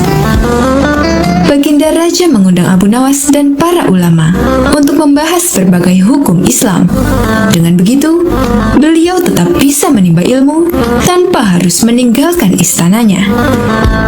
Ulama fikih menyampaikan keilmuannya seputar hal haram dalam hukum agama Islam. Ulama tauhid menyampaikan keilmuannya seputar keesaan Allah Subhanahu wa taala beserta kekuasaannya yang meliputi alam semesta. Begitu juga dengan ulama lainnya. Setelah masing-masing ulama menyampaikan ilmu sesuai bidangnya, tibalah giliran Abu Nawas. Dikarenakan bingung harus menyampaikan apa, Abu Nawas pun berkata, "Ampun Paduka yang mulia, apa yang ingin Paduka dengar dari hamba? Hamba rasa para ulama ini sudah menyampaikan semuanya." "Kalau menurutmu demikian, baiklah, berarti sekarang waktunya tanya jawab," ucap Baginda Raja. "Abu Nawas, apa yang kau ketahui mengenai rezeki?" tanya Baginda Raja. "Kita semua pasti meyakini bahwa rezeki datangnya dari Allah Subhanahu wa taala, sebagaimana dalam firman-Nya, 'Tidak ada suatu binatang melata pun di bumi, melainkan Allah lah yang memberi rezekinya," jelas Abu Nawas. Rezeki itu bisa datang dari mana saja, Paduka. Kita sebagai manusia cukup bertawakal dengan benar. Niscaya rezeki akan datang kepada kita. Lakukan yang menjadi bagianmu. Selanjutnya, biarkan Allah mengurus yang lainnya. Ini berdasarkan hadis Nabi yang berbunyi, "Andai kalian bertawakal kepada Allah sebenar-benar tawakal, niscaya Allah akan berikan rezeki kepada kalian sebagaimana Dia memberikan rezeki kepada burung yang pergi dalam keadaan lapar lalu pulang dalam keadaan kenyang," papar Abu Nawas. Ternyata pandangan Abu Nawas mengenai rezeki tidak sama dengan para ulama yang hadir. "Wahai Abu Nawas, seandainya seekor burung tidak keluar dari sangkarnya, bagaimana mungkin ia akan mendapat rezeki?" tanya salah satu ulama. "Untuk mendapatkan rezeki dibutuhkan usaha dan kerja keras, Abu Nawas. Rezeki itu tidak datang sendiri, melainkan harus dicari dan didapatkan melalui sebuah usaha," timpal ulama yang lain. Tapi Abu Nawas bersikukuh dengan pendapatnya, sehingga terjadilah sedikit perdebatan di antara mereka. Tidak ingin dapat berkepanjangan, Abu Nawas selalu berkata, "Begini saja, besok kita berkumpul lagi di sini dan buktikan pendapat kalian di hadapan Paduka Raja." Para ulama ini pun sepakat dengan tawaran Abu Nawas. Abu Nawas dan para ulama kemudian pamit kepada Baginda Raja untuk meninggalkan istana. Setelah berpamitan kepada Baginda Raja, Abu Nawas pun segera pulang ke rumahnya, sebab ia harus mengajar murid-muridnya. Sementara para ulama terlihat sibuk mencari cara untuk membuktikan pendapat mereka. Sampai pada akhirnya, saat berjalan pulang menyusuri sebuah desa, para ulama melihat penduduk setempat sedang panen buah kurma. Kemudian terbesitlah niatan untuk membantu warga. Setelah selesai dengan pekerjaannya, para ulama ini mendapat imbalan beberapa ikat buah kurma dari warga setempat. Mereka senang bukan main. Para ulama itu senang bukan karena mendapat kurma, tetapi memiliki alasan untuk menyampaikan kepada Abu Nawas dan Baginda Raja bahwasannya pendapat mereka soal rezeki adalah benar. Kita mendapatkan buah kurma karena berusaha dan bekerja, sedangkan Abu Nawas hanya diam di rumah. Mana mungkin dia mendapatkan kurma? Ini menunjukkan bahwa rezeki bisa didapat bila mencarinya dan bekerja. Jadi pendapat kita sudah benar. Besok kita bawa ini sebagai buktinya. Kita tunjukkan kepada Abu Nawas dan Baginda Raja, kata salah satu ulama kepada kawannya. Maka pada keesokan harinya, para ulama ini datang ke istana. Sesampainya di sana, ternyata sudah ada Abu Nawas duduk di hadapan Baginda Raja. Melihat para ulama sudah datang, Baginda Raja segera menyambutnya. "Kemarilah, silahkan duduk tuan-tuan," sambut Baginda Raja. Mereka lalu duduk bersebelahan dengan Abu Nawas. Salah satu ulama kemudian berkata, "Ampun Paduka yang mulia, sesuai dengan janji kami membawa bukti atas pendapat kami. Kami rasa pendapat Abu Nawas kurang tepat. Justru pendapat kamilah yang lebih tepat." Mendengar hal itu, Baginda Raja pun bertanya, "Bukti apa yang kalian bawa?" Para ulama ini segera menunjukkan beberapa ikat buah kurma dan meletakkannya di hadapan Abu Nawas dan Baginda Raja. "Buah kurma ini kami dapat karena kemarin kami bekerja membantu warga panen kurma. Jadi, mengenai pendapat Abu Nawas yang mengatakan seseorang cukup bertawakal dengan benar, nanti rezeki akan datang sendiri, kami rasa pendapat tersebut kurang tepat, Paduka. Pendapat kamilah yang lebih tepat, karena rezeki itu harus dicari. Seandainya kami tidak bekerja membantu warga, kurma ini tentu tidak akan sampai di tangan kami. Sedangkan Abu Nawas kemarin hanya berdiam di dalam rumah. Apakah Abu Nawas mendapat kurma seperti kami? Tentu saja tidak, Paduka. Karena kemarin Abu Nawas tidak bekerja," kata ulama menjelaskan. "Yang kalian katakan itu benar sekali. Aku sependapat dengan kalian," sahut Baginda Raja. "Bagaimana denganmu Abu Nawas? Apakah kamu masih membantahnya?" tanya Baginda Raja. Mendengar itu, Abu Nawas hanya tersenyum seraya mengambil kurma dan mencicipinya. Kemudian ia pun berkata, "Kemarin aku memang hanya di rumah seharian, karena aku harus mengerjakan tugasku sebagai guru, yaitu mengajar murid-muridku. Hari ini saat kalian bercerita tentang kurma, tiba-tiba saja saya jadi kepingin. Alhamdulillah kalian datang bukan hanya membawa ceritanya, tapi juga buah kurmanya untukku. Bukankah ini juga bagian dari rezeki yang datang tanpa sebab? Seperti yang hamba ucapkan dahulu, Paduka. Cukup dengan tawakal yang benar kepada Allah, niscaya Allah akan berikan rezeki. Lakukan yang menjadi tugasmu, selanjutnya biarkan Allah yang mengurus lainnya. Hamba melakukan tugas hamba sebagai guru, lalu Allah mengirim kalian membawakan kurma untukku," ucap Abu Nawas tidak mau kalah.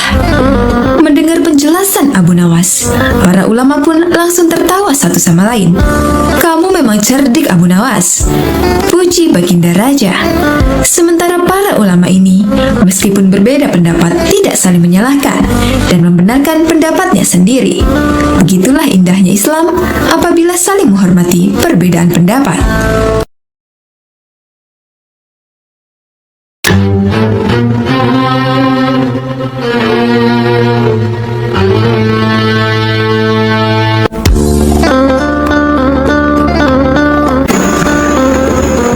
Abu Nawas mendengar Baginda Raja yang memiliki seorang menteri kepercayaan dan senantiasa mendampinginya. Menteri itu bernama Abu Jahal. Namun kepercayaan yang diberikan Baginda Raja sering dimanfaatkan oleh Abu Jahal untuk memperkaya dirinya. Terkadang dia meminta upeti kepada rakyat dengan mengatasnamakan Baginda Raja. Hal ini tentu saja membuat Abu Nawas sangat geram, tetapi tidak berani mengadukannya kepada Baginda Raja. Sebab dengan kedudukan yang dimiliki, Abu Jahal bisa saja memutarbalikkan fakta dan menuduh Abu Nawaslah pelakunya. Seiring berjalannya waktu, penasihat istana meninggal dunia. Baginda Raja sangat kehilangan dan belum bisa menemukan penggantinya. Jadi untuk sementara waktu, jabatan penasihat istana masih kosong. Belum ada yang mendudukinya. Kesempatan ini segera dimanfaatkan Abu Jahal. Ia ingin sekali menduduki jabatan tersebut. Dengan begitu, ia bisa lebih leluasa memengaruhi Baginda Raja. Segala cara Abu Jahal lakukan. Di depan Baginda Raja, Abu Jahal terus mencari muka agar terpilih menjadi menjadi penasihat istana. Tapi sayangnya, ambisi Abu Jahal ini harus kandas di tengah jalan, karena tidak berapa lama, Baginda Raja justru memilih Abu Nawas untuk jadi penasihat istana. Keputusan Baginda Raja ini tentu saja membuat Abu Jahal kecewa, sehingga ia menaruh dendam kepada Abu Nawas. Suatu hari, ketika Abu Jahal melihat Abu Nawas sedang duduk bersama Baginda Raja, timbul pemikiran di kepalanya. Seharusnya aku yang ada di tempat tersebut. Abu Nawas tidak pantas duduk di situ. Abu Nawas itu apa dia? Tidak mampu mengurus masalah kerajaan. Pantasnya dia jadi pelawak istana. Gerutu Abu Jahal dalam hatinya. Merasa kecewa dengan keputusan Baginda Raja, Abu Jahal lalu menyampaikan keberatannya. Pada suatu hari, saat Baginda Raja sedang duduk sendirian di singgasananya, Abu Jahal menghadap dan berkata, "Ampun Paduka yang mulia, hamba izin menghadap Baginda Raja." Baginda Raja terkejut melihat Abu Jahal yang tiba-tiba menghadapnya. "Ada apa Abu Jahal? Apa yang ingin kau sampaikan?" tanya Baginda Raja. "Ampun Paduka yang mulia, hamba rasa Abu Nawas tidak pantas menjabat sebagai penasihat istana. Karena menurut hamba, dia tidak tahu apa-apa soal negara. Abu Nawas itu apa keahliannya?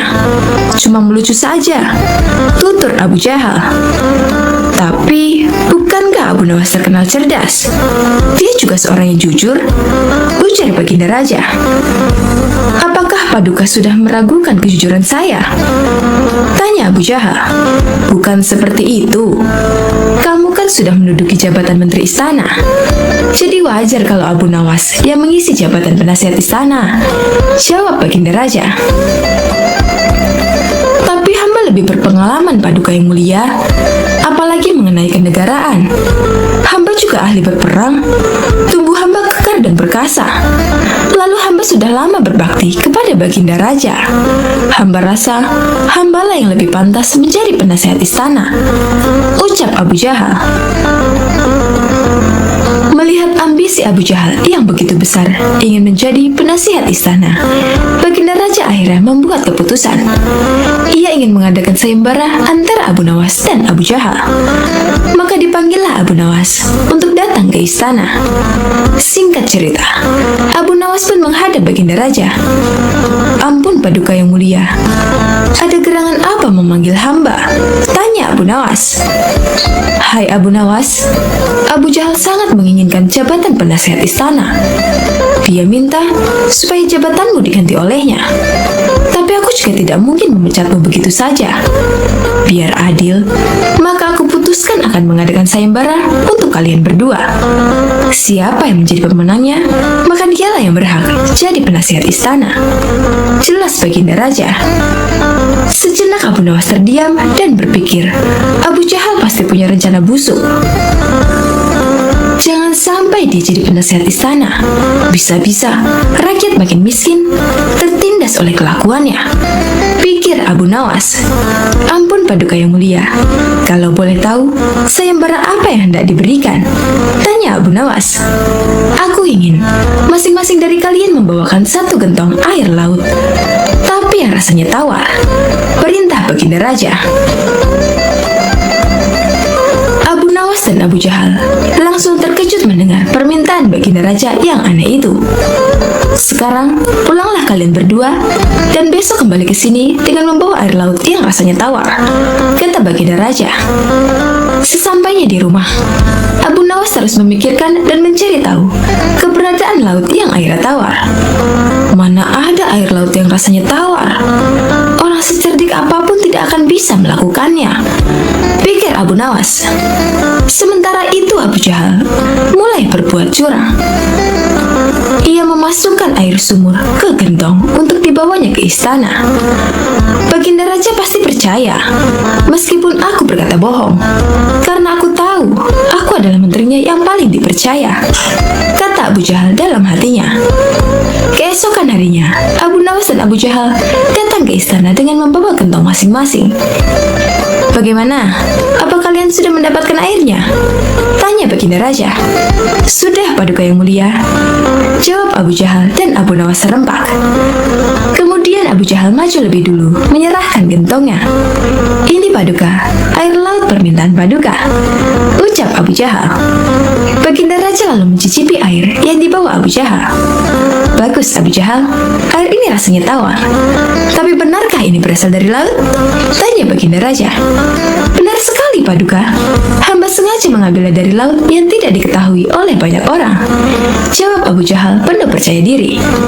Sekarang tibalah giliran Abu Nawas menyerahkan gentong miliknya. Ketika baginda raja mencicipi air yang ada di gentong Abu Nawas, ia pun langsung berkata, "Hai Abu Nawas, kenapa rasanya masih asin dan getir? Yang aku minta air laut yang rasanya tawar," ucap baginda raja. Ampun Paduka yang mulia, tapi memang begitulah rasa air laut, balas Abu Nawas. Baiklah, karena lomba ini dimenangkan Abu Jahal, tentu dia yang akan menjadi penasihat istana, tutur baginda raja. Mendengar itu, Abu Jahal sangat kegirangan, sudah tidak sabar ingin menduduki jabatan tersebut. Ternyata sangat mudah mengelabui baginda raja, pikir Abu Jahal. Tapi tiba-tiba baginda raja kembali berkata, "Hai Abu Jahal, di mana kamu menemukan laut yang airnya tawar? Antarkan aku ke sana sekarang. Aku ingin mandi di sana," titah baginda raja. Seketika wajah Abu Jahal menjadi pucat, tubuhnya lemas dan gemetaran. "Anu Paduka yang mulia, hamba kenapa? Kalau kamu tidak bisa membuktikannya, berarti kamu telah membohongiku," ucap baginda raja. "Ampun Paduka yang mulia, air yang hamba bawa memang bukan air laut, tapi air dari sumur," kata Abu Jahal ketakutan. "Kamu lancang Abu Jahal, kamu kira aku anak kecil yang mudah dikelabui? Karena kamu telah berani berbohong, maka sebagai hukumannya, kamu bukan hanya gagal jadi penasihat istana, tapi juga akan dipecat dari menteri. Kamu juga harus menjalani hukuman penjara," bentak baginda raja. Kemudian baginda raja memerintahkan beberapa pengawal untuk menangkap Abu Jahal dan memasukkannya ke penjara. Kini tinggallah Abu Nawas di hadapan baginda raja. "Hai Abu Nawas, bukankah kamu terkenal cerdik?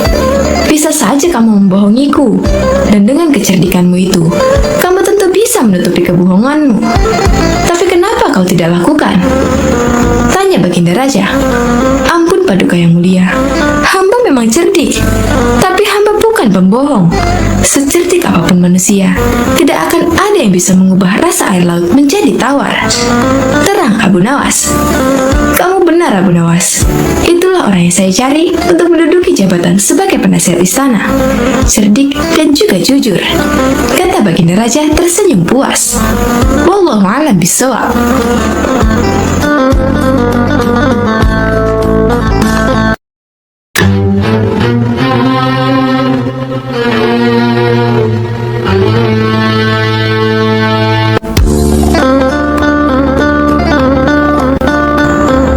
Assalamualaikum warahmatullahi wabarakatuh. Sobat Asul rahimakumullah. Abu Nawas adalah seorang ulama besar yang terkenal dengan kecerdasannya dan dipercaya sebagai wali Allah. Di suatu hari, baginda Raja Harun al-Rashid merasakan sakit di seluruh anggota badannya. Bahkan, untuk berjalan saja terasa berat. Akhirnya baginda Raja memanggil tabib istana untuk mengobatinya.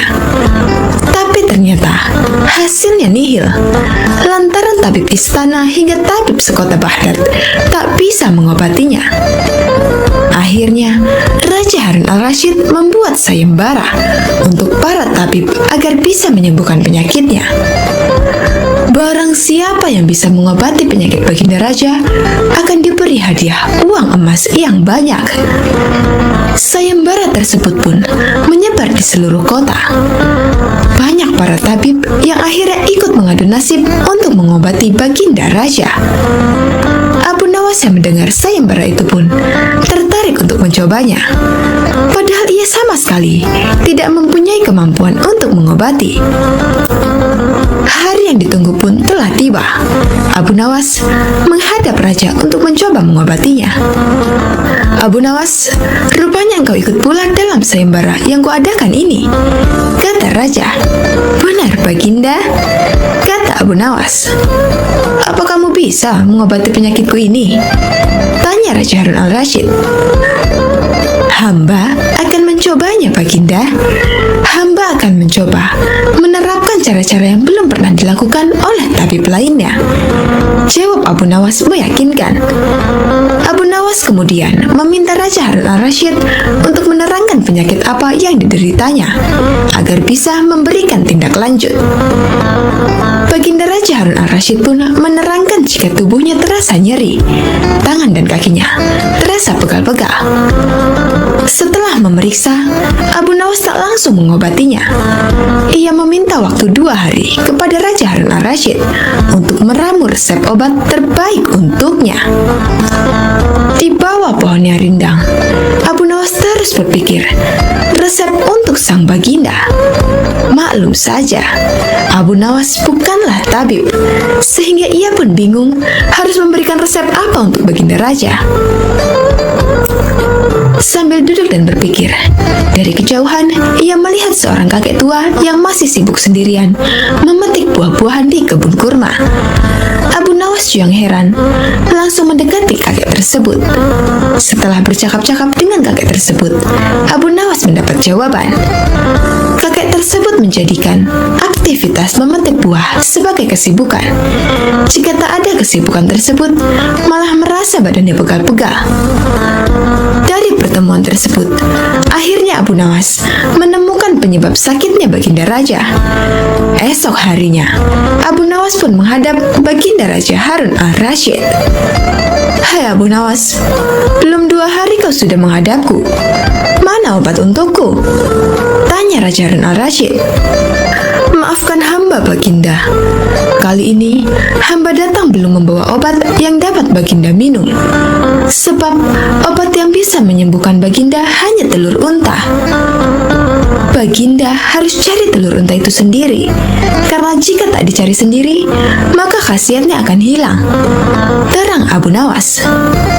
Kalau itu yang kau sarankan, baiklah, aku akan segera mencarinya, jawab baginda raja. Dengan sekuat tenaga, Raja Harun al-Rasyid mencoba mencari telur unta di pasar. Para pedagang pun terheran, bukankah unta itu beranak bukan bertelur? Tapi mereka tak berani mengatakan hal itu sebab yang mencari adalah baginda raja.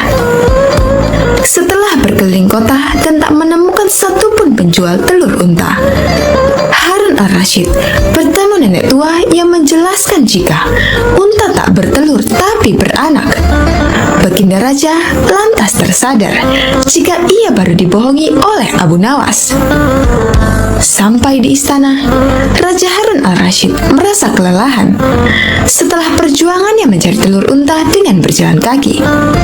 Baginda raja pun akhirnya tertidur pulas karena kelelahan. Esok harinya, baginda raja tampak segar bugar dan anehnya sakit yang diderita hilang begitu saja. Ia lalu menyuruh para pengawal untuk meminta Abu Nawas segera menghadapnya. Tak lama kemudian, Abu Nawas pun menghadap. Bagaimana baginda? Apakah baginda telah menemukan telur unta yang hamba ajukan? Tanya Abu Nawas setelah memberikan salam kedatangan.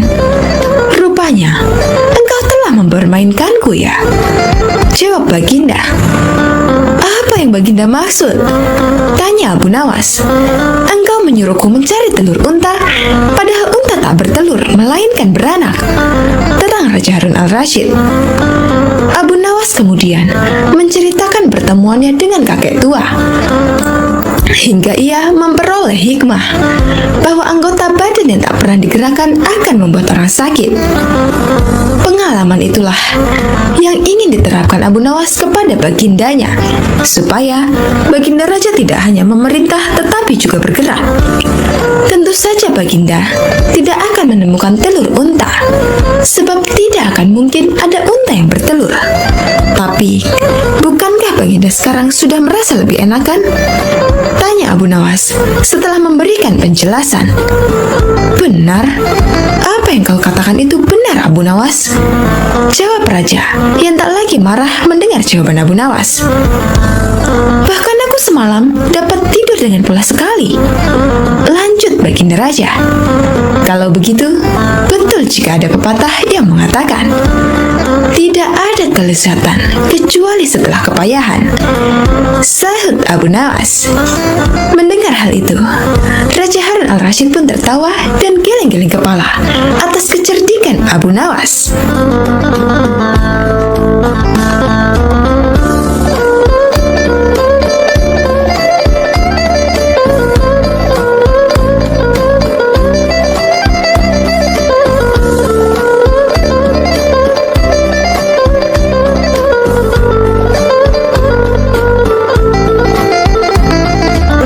Sobat Azul, rahimakumullah. Ada berbagai macam cerita lucu dari Abu Nawas yang sering diceritakan ulang. Salah satunya adalah tentang berpuasa. Seperti dalam kisah kocak lainnya tentang sang pujangga, ada saja akal cerdik yang ia lakukan. Kali ini, dirinya yang tengah berpuasa hendak dikerjai oleh dua sahabatnya yang tidak berpuasa. Kira-kira, akal seperti apakah yang ia lakukan untuk menghadapi kedua sahabatnya itu? Daripada penasaran, langsung saja kita simak cerita lucu Abu Nawas tentang berpuasa. Alkisah. Pada suatu siang di bulan Ramadan, rumah Abu Nawas dikunjungi oleh kedua sahabatnya. Layaknya umat Islam lain, ia juga berpuasa. Namun tidak begitu dengan kedua temannya. Kedua sahabatnya itu datang ke rumah sang pujangga dengan tujuan untuk bersekongkol mengerjainya. Assalamualaikum, ucap kedua sahabat nyaris bersamaan. Abu Nawas, mengapa kamu di rumah saja? Ayo kita ngabuburit. Tanpa berpikir apa-apa, Abu Nawas mengiyakan ajakan mereka untuk mengisi waktu sembari menunggu berbuka puasa. Namun, siapa sangka kedua temannya itu justru mengajaknya pergi ke sebuah tempat makan. Karena kebaikan hatinya, sang pujangga Arab itu tidak protes sama sekali. Ia ikut saja masuk ke dalam tempat makan tersebut. Meskipun begitu, karena tengah berpuasa, ia bertekad tidak akan ikut makan. Untungnya, kedua temannya itu membeli makan untuk dibawa pulang, bukan makan di tempat. Rupanya, kedua temanku ini sangat menghormatiku yang sedang berpuasa. Meskipun tidak berpuasa, tapi mereka tidak makan langsung di tempat makan itu, melainkan membawa makanannya pulang, pikir Abu Nawas. Setelah selesai membeli makanan, mereka bertiga menuju ke rumah salah seorang sahabat. Kebetulan saja, ketika sampai di sana, azan maghrib baru saja berkumandang. Wah, sudah waktunya berbuka puasa, ucap Abu Nawas. Batalkan saja dahulu puasamu dengan minum, ucap salah satu temannya. Sang pujangga pun segera minum, kemudian menunggu ditawari makan bersama. Jangan lupa sholat dulu, ucap temannya yang lain. Nanti kamu ketinggalan jatah waktu sholat maghrib. Benar juga, jawab Abu Nawas. Ia kemudian mengambil air wudhu dan menjalankan ibadah sholat maghrib. Seusai sholat, ia kembali menemui kedua sahabatnya sambil berpikiran, kali ini akhirnya ia bisa makan. Mengapa kamu tidak mengaji Al-Quran? Tanya temannya. Mumpung perutmu masih kosong, lebih baik kamu mengaji dahulu. Takutnya, nanti kalau sudah kenyang, kamu jadi mengantuk. Lama-kelamaan, penyair dari Persia itu merasa jengkel. Ia merasa kalau kedua sahabatnya itu sedang mengerjainya. Meskipun begitu, ia tetap menurut dan mengaji Al-Quran. Kemudian, apakah setelah mengaji, akhirnya ia bisa makan? Tentu saja tidak.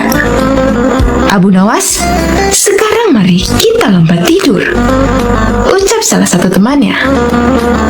Esok pagi yang memiliki mimpi paling indah akan bisa memakan makanan ini. Bukannya mengajak makan, temannya itu justru mengajak lompat tidur. Tentu saja saat itu ia benar-benar sadar kalau ia sedang dikerjai oleh teman-temannya. Meskipun marah, tokoh yang hidup di abad ke-8 ini tetap menyanggupi perlombaan yang tidak masuk akal tersebut. Ia dan kedua sahabatnya tidur malam itu juga. Dan keesokan harinya, setelah bangun tidur, mereka pun kembali berkumpul untuk membicarakan mimpi yang mereka dapatkan semalam. Salah satu dari teman Abu Nawas memulai ceritanya. "Semalam, aku bermimpi sangat indah sekali. Di dalam mimpi itu, aku memiliki rumah mewah, mobil mewah, uang yang banyak, dan pesawat pribadi. Hidupku pokoknya sangat sempurna." Teman yang lain menganggukkan kepalanya beberapa kali ketika mendengar cerita itu. "Mimpimu memang indah, sahabat," ucapnya kemudian. "Tapi egois sekali. Kalau aku semalam justru bermimpi kalau negeriku ini tidak punya hutang. Infrastrukturnya berkembang dengan baik. Jalan-jalan yang mulus, pelabuhan selalu lancar, ongkos transportasi murah, dan semua rakyatnya begitu sejahtera hingga aku tak bisa menemukan orang yang berhak menerima zakat." Mendengar cerita tentang mimpi tersebut, salah satu sahabat sampai terkagum-kagum. "Mimpimu luar biasa sekali, sahabat," ucap salah satu sahabatnya. "Bagaimana denganmu, Abu Nawas? Apakah mimpimu lebih luar biasa dari sahabat kita ini? Coba ceritakanlah kepada kami, wahai sahabat." "Sayangnya, mimpiku hanya biasa saja," ucap sang pujangga memulai ceritanya. "Semalam aku bermimpi dengan Nabi Daud alaihi salam. Kalian tentu tahu kan kalau Nabi Daud gemar berpuasa. Beliau seringkali berpuasa sehari, kemudian berbuka sehari setiap waktu." Kedua sahabat itu mengangguk-anggukkan kepalanya. "Kemudian, semalam dalam mimpiku, Nabi Daud bertanya kepadaku, 'Apakah engkau berpuasa, wahai Abu Nawas?' Tentu saja aku langsung menjawab iya. Kemudian beliau kembali bertanya, 'Sudahkah engkau berbuka puasa, wahai Abu Nawas?' Dan aku hanya bisa menjawab belum. Kemudian Nabi Daud alaihissalam menyuruhku segera berbuka puasa. Saat itu juga, aku langsung bangun dari tidur dan mengambil makanan yang sudah kalian belikan kemarin sore." Kontan, kedua sahabat pun hanya bisa saling berpandangan. Salah satu dari mereka kemudian mengecek makanan yang mereka simpan di dalam lemari malam sebelumnya. Benar saja, semua makanan yang mereka simpan kemarin kini telah raib. Berarti semalam sang bujangga sungguh-sungguh memakan makanan itu. Kedua sahabat pun langsung menyesali perbuatan mereka kemarin. Siapa sangka, rupanya mereka tetap kalah cerdik dari akal temannya. Berniat mengerjai, justru akhirnya ganti dikerjai.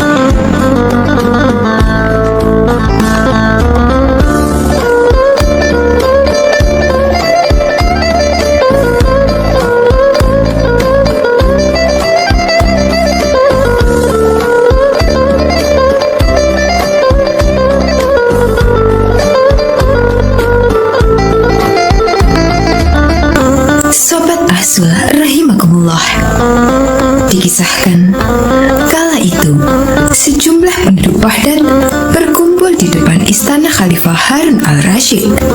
Sebagian berteriak dan meminta agar Abu Nawas segera ditangkap. Dikisahkan dalam buku Kisah Lucu Kecerdasan Abu Nawas, susunan Sukma Hadiwiyanto, kala itu sejumlah penduduk Baghdad berkumpul di depan istana Khalifah Harun al-Rasyid. Sebagian berteriak dan meminta agar Abu Nawas ditangkap. Para penduduk protes karena baliho raksasa milik Abu Nawas yang dipasang di depan rumahnya yang berbunyi, "Dijual cepat matahari Baghdad." Siapa cepat dapat bonus anak unta. Penduduk lainnya merasa panik dan kasak-kusuk di depan istana. Mereka takut sekaligus bingung. Jika matahari Baghdad dijual, maka bagaimana mereka bisa hidup? Abu Nawas, kamu serius mau menjual matahari? Tanya Khalifah Harun al-Rashid sambil mengamati massa yang membludak di depan istananya. Benar Baginda, supaya kita bisa ikut cara mereka menggunakan otak, jawab Abu Nawas. Maksudnya, Khalifah kembali bertanya. Begini Baginda, apakah Baginda senang infrastruktur di Baghdad terbangun hebat di zaman Baginda? Baginda bangga bisa menjadi teladan untuk rakyat bahwa selama menjabat jadi khalifah, Baginda tidak korupsi. Baginda senang tidak mempertontonkan keserakahan dengan menguasai ratusan ribu hektar padang pasir. Padahal Baginda bisa melakukannya dengan kekuasaan yang sekarang Baginda genggam. Beber Abu Nawas. Khalifah Harun al-Rashid yang bingung lantas meminta Abu Nawas untuk menjelaskan maksud dari ucapannya. Abu Nawas, coba ke inti masalah. Jika Baginda turun dan tanya massa yang sekarang berdemonstrasi itu, ketahuilah bahwa mereka akan menjawab, buat apa bangun infrastruktur? Infrastruktur tidak bisa dimakan. Jadi, jalan-jalan mulus yang Baginda bangun selama ini, puluhan bendungan yang Baginda banggakan, lapangan terbang, rel kereta api di Koramabad, pasar-pasar di Kirkuk, itu semua percuma, tidak bisa dimakan, kata Abu Nawas menjelaskan. Khalifah Harun al-Rashid pun terdiam. Baginda bangga tidak korupsi. Anak Baginda jual pisang goreng. Itu malah membuat mereka marah dan cemburu. Buat mereka, Baginda mestinya korupsi agar mereka tak repot-repot lagi bikin isu tak masuk akal. Misalnya, Baginda keturunan Mongolia. Baginda memusuhi ulama. Baginda membiarkan partai Bands yang sudah dilarang tumbuh lagi. Wah, pokoknya banyak Baginda. Lalu, apa hubungannya dengan menjual matahari? Tanya Khalifah Harun al-Rashid. Abu Nawas kemudian menjelaskan apa yang dianggap Khalifah Harun sebagai prestasi nasional justru dianggap pemborosan dan membebani negara karena mereka terbiasa melihat prestasi yang ada di ruang gelap. Di ruang gelap, gadis cantik tak terlihat. Sebatang emas bisa dianggap besi. Tapi, kalaupun mata mereka tak melihat di ruang gelap, bukankah telinga mereka dapat mendengar? Hati mereka terbuka. Bagaimana mungkin mereka menuduhku memusuhi ulama, padahal wakilku sekarang adalah ulama besar? Jikapun mereka tak suka aku, bukankah kepada mereka sekarang aku sodorkan ulama yang dulu mereka klaim mereka bela? Mengapa sekarang mereka tinggalkan? Abu Nawas kemudian berkata, Baginda, itulah enaknya melihat dunia di ruang gelap sambil terbalik. Kita bisa menikmati apa yang mereka nikmati selama ini. Baginda tidak capek berpikir rasional. Khalifah Harun al-Rashid kembali terdiam. Abu Nawas lanjut menjelaskan, percayalah Baginda, hanya dengan melihat segala sesuatu di kegelapan, Baginda akan paham mengapa selama ini mereka melihat infrastruktur megah, pemerataan pembangunan di daerah tertinggal, semuanya sama sekali tidak berguna, karena tak bisa dimakan. Mohon jangan katakan, infrastruktur memang tak bisa dimakan. Tapi dengan infrastruktur, kita semakin mudah mencari makan. Itu cara berpikir rasional dan normal, Paduka. Massa di depan istana semakin membludak. Khalifah Harun al-Rashid masih terdiam. Ia lantas memberi isyarat membenarkan ucapan Abu Nawas. Jadi, boleh saya menjual matahari? Kisah ini menunjukkan bahwa Abu Nawas sebagai pribadi yang cerdas dan peduli. Mimpi